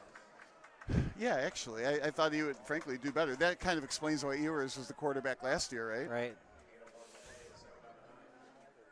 He's now the third-string quarterback for the Dolphins, and the way the Dolphins are playing, Ewers might get the start sooner more than later as their season is starting to disintegrate. Yeah. Yeah. Tyreek Hill out for the year.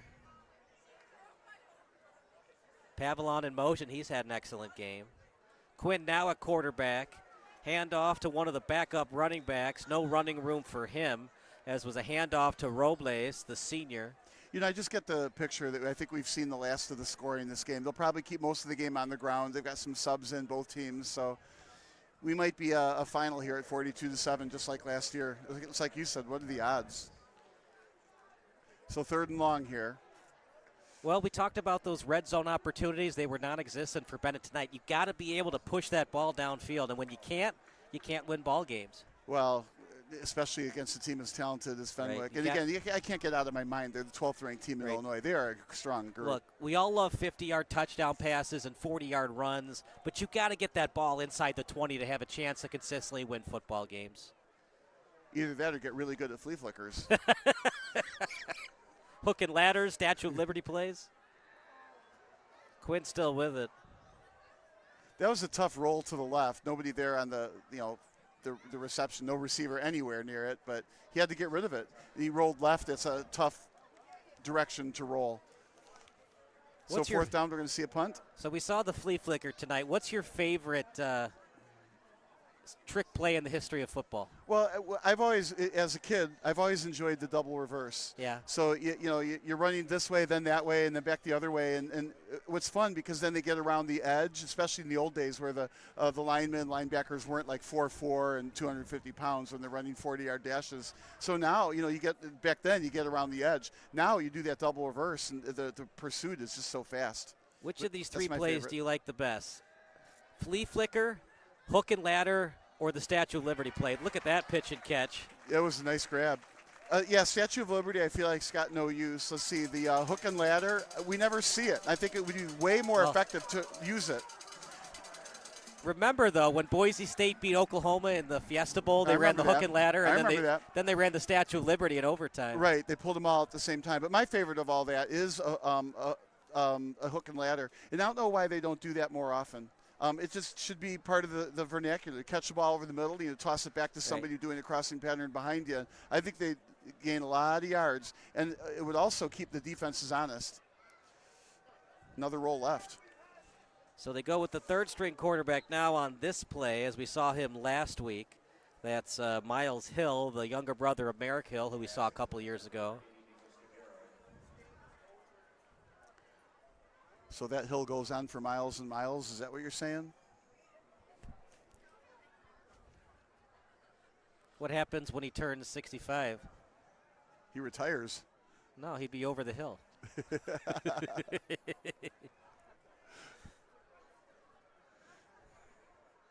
Second and 10 at the 31.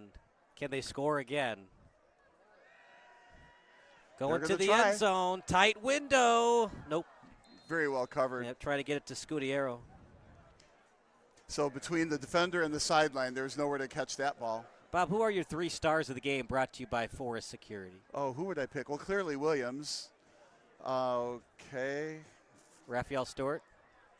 I don't think I'd go there. You know who I really liked on defense was Morgan. So Josh Morgan, number 2. Who was your 3rd star? Yeah, you have to go with the running back. Jake or Tommy Thies? Well, Tommy had the 68-yard run. Yeah, then you probably have to give it to him. But he's always in the player of the game, right? Yeah, I still have to question Morgan. I got to think about that a little bit longer. No Raphael Stewart. He had 6 catches going into the fourth quarter. But I like giving it somebody on defense to represent how well the defense played this game. I just liked how Morgan played. You know what you have to think about? Take a look at the interior, the 3 down linemen, give it to the nose tackle. That's where I'd go with it. Yeah, he made adjustments at halftime, and Salvino could not go up a gap like he was able to in the first half. Right, and I absolutely think the defense should be represented in those 3 stars. It's all too easy to give it to the skill positions, but without that defense from Fenwick, I mean, that's what really makes this engine go. It was 7-7 until it wasn't. 25 unanswered points for Fenwick in the second quarter. Good pitch and catch, and another touchdown for Fenwick. The third-string quarterback to the backup wide receiver. Hill to Scudiero, 48-7. 40-point lead, so we're going to get the running clock. They're going to get the extra point, so 49-7 is probably going to be your final score. Wow. Yeah, that was perfect pitch and catch. And that's your backup quarterback. The future is bright for Fenwick. I'm sure if older brother Merrick is watching, he's happy, and younger brother Miles. And what you immediately look at is Williams is a senior, right? And then Tommy Quinn is a junior, and Miles Hill is a sophomore. So Quinn and Hill are going to be in a duke-it-out war for starting quarterback next year. I'm a little surprised to see them going for 2, though. Going for the 50-burger. Outside the pocket, it's going to be a tough throw, and behind his wide receiver and Scudiero. Yeah, it was a tight window, but you still got the 40-point lead, so we're going to see a running clock to the end. That's kind of a shame. I wish the clock didn't have to stop. If you're Benet, are you unhappy with that? Them trying to put up 50 points on you? I'm not like that. I mean, I see how somebody would be upset with, trying to get 2 points to make it a 50 or whatever, but I'm still like, it's your backup quarterback. You're exercising your offense. You're now stressing my defense. I think that's all good. How much practice do you get on defending an extra point? So I actually like the call, even if I'm Benet. I want to learn how to stop that call every bit as much as I want to see them try it. What were the good things you saw from Benet back when it was 7-7 and 14-7? The creativity on offense, the play call, and the creativity from the coaching staff on the short kick, the onside kick. And I did like that they had that bend to bend mentality early in the game. It didn't break until they broke. So a lot good towards the coaching staff for Benet. It's pretty even in terms of plays. 55 plays for Fenwick, 51 for Benet. They just couldn't get the ball past midfield tonight. Against that Fenwick defense and that front line they had. 30 rushes for 104 yards, 24 rushes for 148 yards for Fenwick, 253 yards passing for the Friars. Yeah, I'm always, we do these Fenwick games a lot, right? And the Fenwick defense, that 3-man front line is just amazingly good year in, year out. And how do they do it? And it has everything to do with the linebackers and the pursuit, really good coaching. So don't go anywhere. The post-game show brought to you by Forest Security coming up next. There were 39 passing yards from Benet after that 80-yard flea flicker. Oh, man, right. That's not much. That's, square on Clevenger against a really strong defense too, though. Trick plays are nice, but you can't win football games consistently with them. Well, maybe not consistently, but they sure made a game out of it early. They did. Deep. Diamede almost intercepted. It was up for grabs. It was well read that time by Topher Polston. Good defensive play, but I feel like that ball needed to be thrown further. He had to get the ball behind the safety, not even with the safety. Safety Colston came across the field and made the play. If he had to go deeper to make the play, it was over him. So a little bit more patience. He had to get the feet correct to go down the sideline deeper. So who do you think we'll have for our post-game interview? Josh Morgan? Well, I like the choice, frankly, but I have to think about that. We've seen Tommy Thies before. Jake Thies, we've seen. Yeah. We've seen Jamin Williams. I think Morgan would be a great choice. Okay. We'll also check the defensive stats too, but. Not to go crazy, but Raphael Stewart really was good today. We had him last week, though. Oh. Yeah, see, I wasn't here last week. Shouldn't have had that one-handed catch last week. You blew it. The ones that they practice in the backyard before they get on these football teams. You know what would be a kind of a cool one to do? Would be Miles Hill. Would be. It would be. I mean, it would be different, unique, back up. It was kind of a garbage time touchdown, but you know what? It is a touchdown. Yeah, I don't think we should call it a garbage touchdown. No, it's not a garbage touchdown. It's a garbage time touchdown. A garbage touchdown was like the Holy Roller with Ken Stabler. Yeah, remember where right. it fumbled forward and then he, got it. 48-7, 41 unanswered points. This Fenwick team, knock on wood, could win the state title this year. Well, they could. They're ranked number 12. It's going to be a crapshoot, them and a couple of other teams. But, I think Mount Carmel is going to be a real handful, too. So I don't know if I'd give it to Fenwick just quite yet. But they are a very, very strong team. Well-coached team with good athletes. So don't go anywhere. The post-game show brought to you by Forest Security. I will catch up with Josh Morgan down at field level. But for our excellent crew, for Donald Albert, for Tommy Gilbert, for Zachary Stolpa, for Stephen Tobin, and Bob Vilsaway, I'm Kyle Smith, signing off. Post-game show brought to you by Forest Security, coming up next. Let's make back to school season this year easier for you and your whole family. Customize a scene on your Forest Security app to ensure as you leave for the day that your doors are locked, lights are off, garage door is closed, and your security system is on with the push of one button. When the kids get home, they can unlock the doors and turn off the alarm with their mobile app or door code. Plus, you can receive an instant notification with a video clip showing they are home safely. Relax in the evening with a movie night routine to ensure your alarm is set, lights turned down, and room temperature is comfortable. Call Forest today.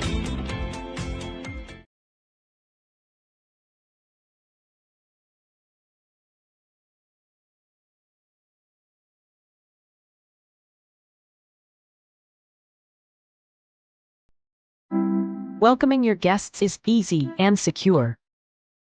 When someone rings the video doorbell, you can control everything right on your phone and go back to enjoying the rest of your warm summer days. Take control with a video doorbell from Forest Security.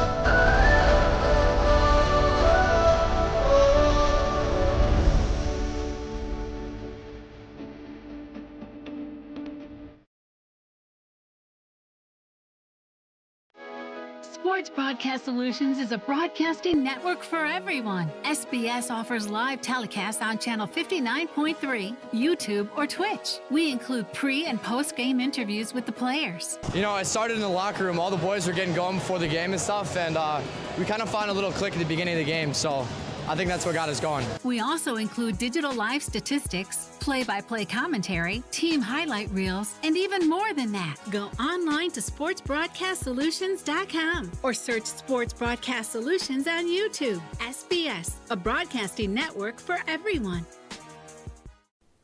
Sports Broadcast Solutions is a broadcasting network for everyone.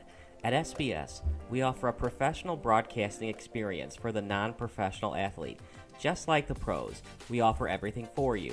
Play-by-play commentary. A no-hitter at Kane County Stadium. 15 strikeouts, 1 walk, 1 error, and that's it. Color commentary, highlight reels, recruiting videos, and much, much more.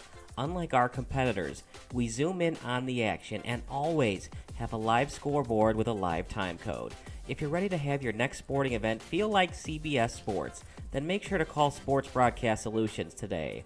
Our phone number is 330-957-7653, or you can go online to sportsbroadcastsolutions.com.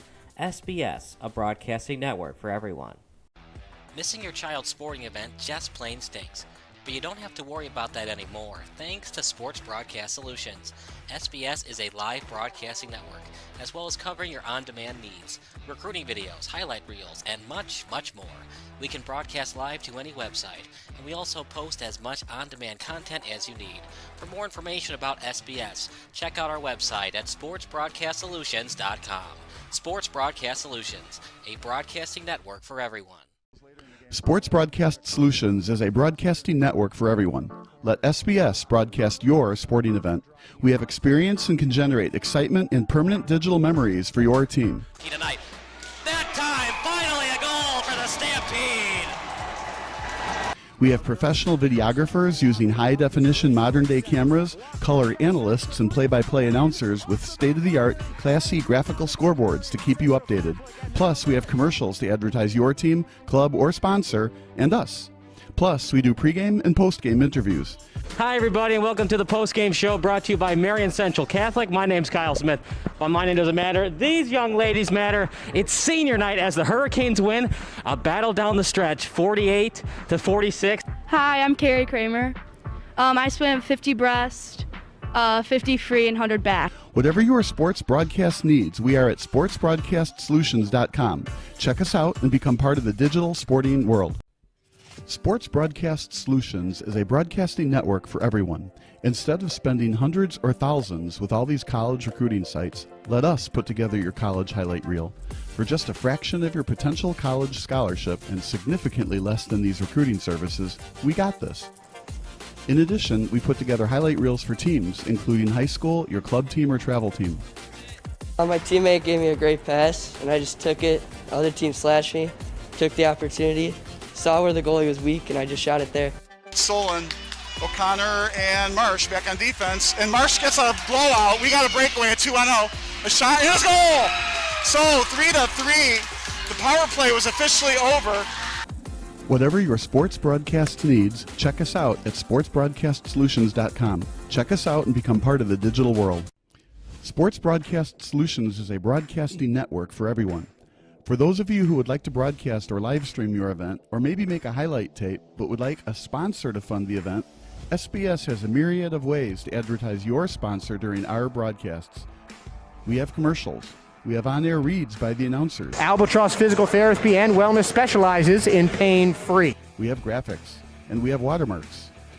Finally, Sports Broadcast Solutions can create a commercial for you or your sponsor. Whatever your sports broadcast needs, we are at sportsbroadcastsolutions.com. Check us out and become part of the digital sporting world. Sports Broadcast Solutions is a broadcasting network for everyone. For those of you that just want raw footage of your sporting event, but no play-by-play or color commentary, you just need us to live stream video from the event over the internet. We will live stream your event on YouTube on our Sports Broadcast Solutions channel. In addition, we also have a dedicated channel on YouTube for live streaming at SBS Livestream. And if you need multiple channels, we can utilize Facebook Livestream and Instagram Live on our channel as well. Options include commercials from your sponsors, professional scoreboard graphics are still available, and of course, yes, pre- and post-game interviews are available as an option if you want. We've been working really hard this whole summer and stuff. Whatever your sports broadcast needs, we are at sportsbroadcastsolutions.com. Check us out and become part of the digital sporting world. Sports Broadcast Solutions is a broadcasting network for everyone. We broadcast sporting events for people of all ages, including adult leagues, high school leagues, and kids. Complete with professional-looking graphics, broadcasters, color analysis, and commercials. We do pre- and post-game interviews with the players. In addition, Sports Broadcast Solutions does highlight films, including college recruiting reels, highlight films you'd see on sports news programs, and just simply highlight films for fun. Sports Broadcast Solutions also provides raw footage and live streams if you'd like. Subscribe to us and listen to our professional talk videos about relevant topics in the pro and college ranks. Whatever your sports broadcast needs, contact us at sportsbroadcastsolutions.com and become part of the digital world. This is Sports Broadcast Solutions, a broadcasting network for everyone. Check us out at sportsbroadcastsolutions.com and become part of the digital sporting world.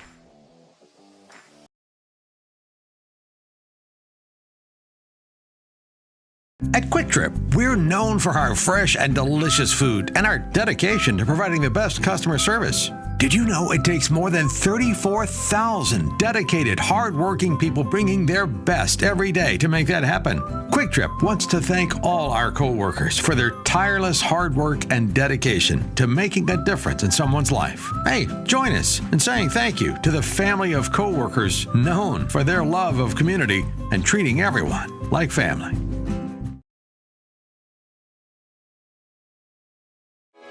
Sports Broadcast Solutions is a broadcasting network for everyone. SBS offers live telecasts on Channel 59.3, YouTube, or Twitch. We include pre- and post-game interviews with the players. You know, I started in the locker room. All the boys were getting going before the game and stuff, and we kind of found a little click at the beginning of the game, so I think that's what got us going. We also include digital live statistics, play-by-play commentary, team highlight reels, and even more than that. Go online to sportsbroadcastsolutions.com or search Sports Broadcast Solutions on YouTube. SBS, a broadcasting network for everyone. Sports Broadcast Solutions is a broadcasting network for everyone. At SBS, we offer a professional broadcasting experience for the non-professional athlete. Just like the pros, we offer everything for you. Play-by-play commentary. A no-hitter at Kane County Stadium. 15 strikeouts, 1 walk, 1 error, and that's it. Color commentary, highlight reels, recruiting videos, and much, much more. Unlike our competitors, we zoom in on the action and always have a live scoreboard with a live time code. If you're ready to have your next sporting event feel like CBS Sports, then make sure to call Sports Broadcast Solutions today. Our phone number is 330-957-7653, or you can go online to sportsbroadcastsolutions.com. SBS, a broadcasting network for everyone. Missing your child's sporting event just plain stinks. But you don't have to worry about that anymore, thanks to Sports Broadcast Solutions. SBS is a live broadcasting network, as well as covering your on-demand needs, recruiting videos, highlight reels, and much, much more. We can broadcast live to any website, and we also post as much on-demand content as you need. For more information about SBS, check out our website at sportsbroadcastsolutions.com. Sports Broadcast Solutions, a broadcasting network for everyone. Sports Broadcast Solutions is a broadcasting network for everyone. Let SBS broadcast your sporting event. We have experience and can generate excitement and permanent digital memories for your team. Tonight. That time, finally a goal for the Stampede! We have professional videographers using high-definition modern-day cameras, color analysts, and play-by-play announcers with state-of-the-art, classy graphical scoreboards to keep you updated. Plus, we have commercials to advertise your team, club, or sponsor, and us. Plus, we do pregame and postgame interviews. Hi, everybody, and welcome to the post-game show brought to you by Marion Central Catholic. My name's Kyle Smith, but my name doesn't matter. These young ladies matter. It's senior night as the Hurricanes win a battle down the stretch, 48-46. Hi, I'm Carrie Kramer. I swim 50 breast, 50 free, and 100 back. Whatever your sports broadcast needs, we are at sportsbroadcastsolutions.com. Check us out and become part of the digital sporting world. Sports Broadcast Solutions is a broadcasting network for everyone. Instead of spending hundreds or thousands with all these college recruiting sites, let us put together your college highlight reel. For just a fraction of your potential college scholarship and significantly less than these recruiting services, we got this. In addition, we put together highlight reels for teams, including high school, your club team, or travel team. My teammate gave me a great pass, and I just took it. The other team slashed me, took the opportunity, saw where the goalie was weak, and I just shot it there. Stolen. O'Connor and Marsh back on defense, and Marsh gets a blowout. We got a breakaway at 2-0. A shot, and a goal! So 3-3. The power play was officially over. Whatever your sports broadcast needs, check us out at sportsbroadcastsolutions.com. Check us out and become part of the digital world. Sports Broadcast Solutions is a broadcasting network for everyone. For those of you who would like to broadcast or live stream your event, or maybe make a highlight tape but would like a sponsor to fund the event, SBS has a myriad of ways to advertise your sponsor during our broadcasts. We have commercials. We have on-air reads by the announcers. Albatross Physical Therapy and Wellness specializes in pain-free. We have graphics, and we have watermarks.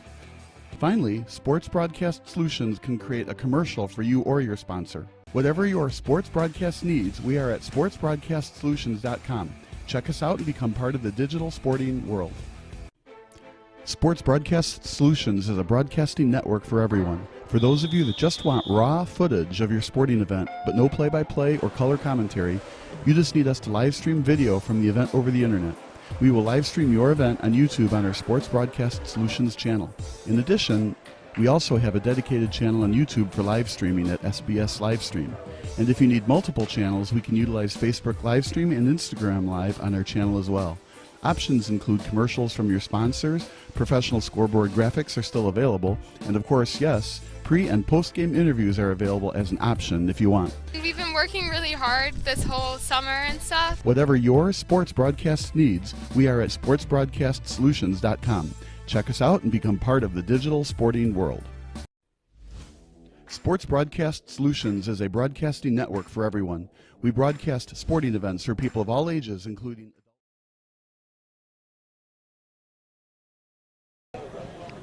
Welcome to the post-game show, brought to you by Forest Security. I'm Kyle Smith, along with the SBS Player of the Game, Josh Morgan. Thank you. Welcome to the post-game show, brought to you by Forest Security. I'm Kyle Smith, along with the SBS Player of the Game, Josh Morgan. Thank you. 48-7, 41 unanswered points scored by Fenwick today. Josh, when it was 7-7, what were you thinking both on the field and on the sidelines when you weren't playing defense? Be aggressive.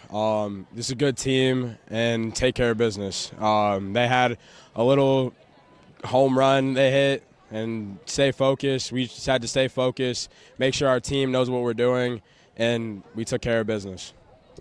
They ran the flea flicker 80 yards to tie it up, and after that, a big goose egg on the scoreboard. What was the defensive coordinator and all the coaching staff talking to you on the sideline about? It was just a hiccup. Don't let go. Don't feel like it was bad. Like, everything's good. Know what you're doing. Have everyone do what they're supposed to do, and we'll be fine. And that's what we did the rest of the game, and it showed on the scoreboard. So when it was 35-7, were you joking with Jamin Williams a little bit? The most unconventional way to score 35 points with that 2-point conversion and 2 field goals? Yeah, me and Jamin, he's like a brother to me. Quarterback, he's just like a brother to me. It was a good experience. We got the job done, and that's what we did. And we have a good weekend coming ahead of us. Good team coming next up. I have no doubt in my mind that our coaches and staff is going to do what they got to do, and we'll be ready. Would like to win at least one of your next 2 games to get a guaranteed home game back here at Triton College Stadium. What's it going to take to win one out of your next 2, or even both of them? Everyone has to be focused. We got to come to practice, ready to play. Put your best self out there, because we're playing a good team. We all know who we're playing. We're playing a great team. And as long as everyone at practice does what they're supposed to do, practice hard like it's a game, we'll be okay, for sure. Luke Doyle, very well known for punt returns and kick returns. You kept him in check. Special teams unit did their job. And on defense, you isolated him away from the ball. Yeah, special teams, we did really good. We have Noah Sir, 6-star kicker, All-American. He did his thing, and our punt returners did what they had to do, and we limited mistakes. That's what happens when you win a game. Final thoughts about the victory today. Once again, a blowout, and Tommy Thies with the 68-yard run, the exclamation point on a dominating. Great player right here, guys. Great player. Tommy Thies with the 68-yard run to the exclamation point on the victory today. Like Coach says, 24 hours. Celebrate for 24 hours and on to the next. We had a great game, but we know who we got. We know who's coming up, and we got to do what we got to do to make it to playoffs and to potentially come back here for a home game. The Friars improved to 6-1 on the season. That does it for our broadcast tonight. So for Bob Vilsaway, Don Albert, Tommy Gilbert, and everybody that worked for us tonight, thank you so much, and we'll see you next time on SBS.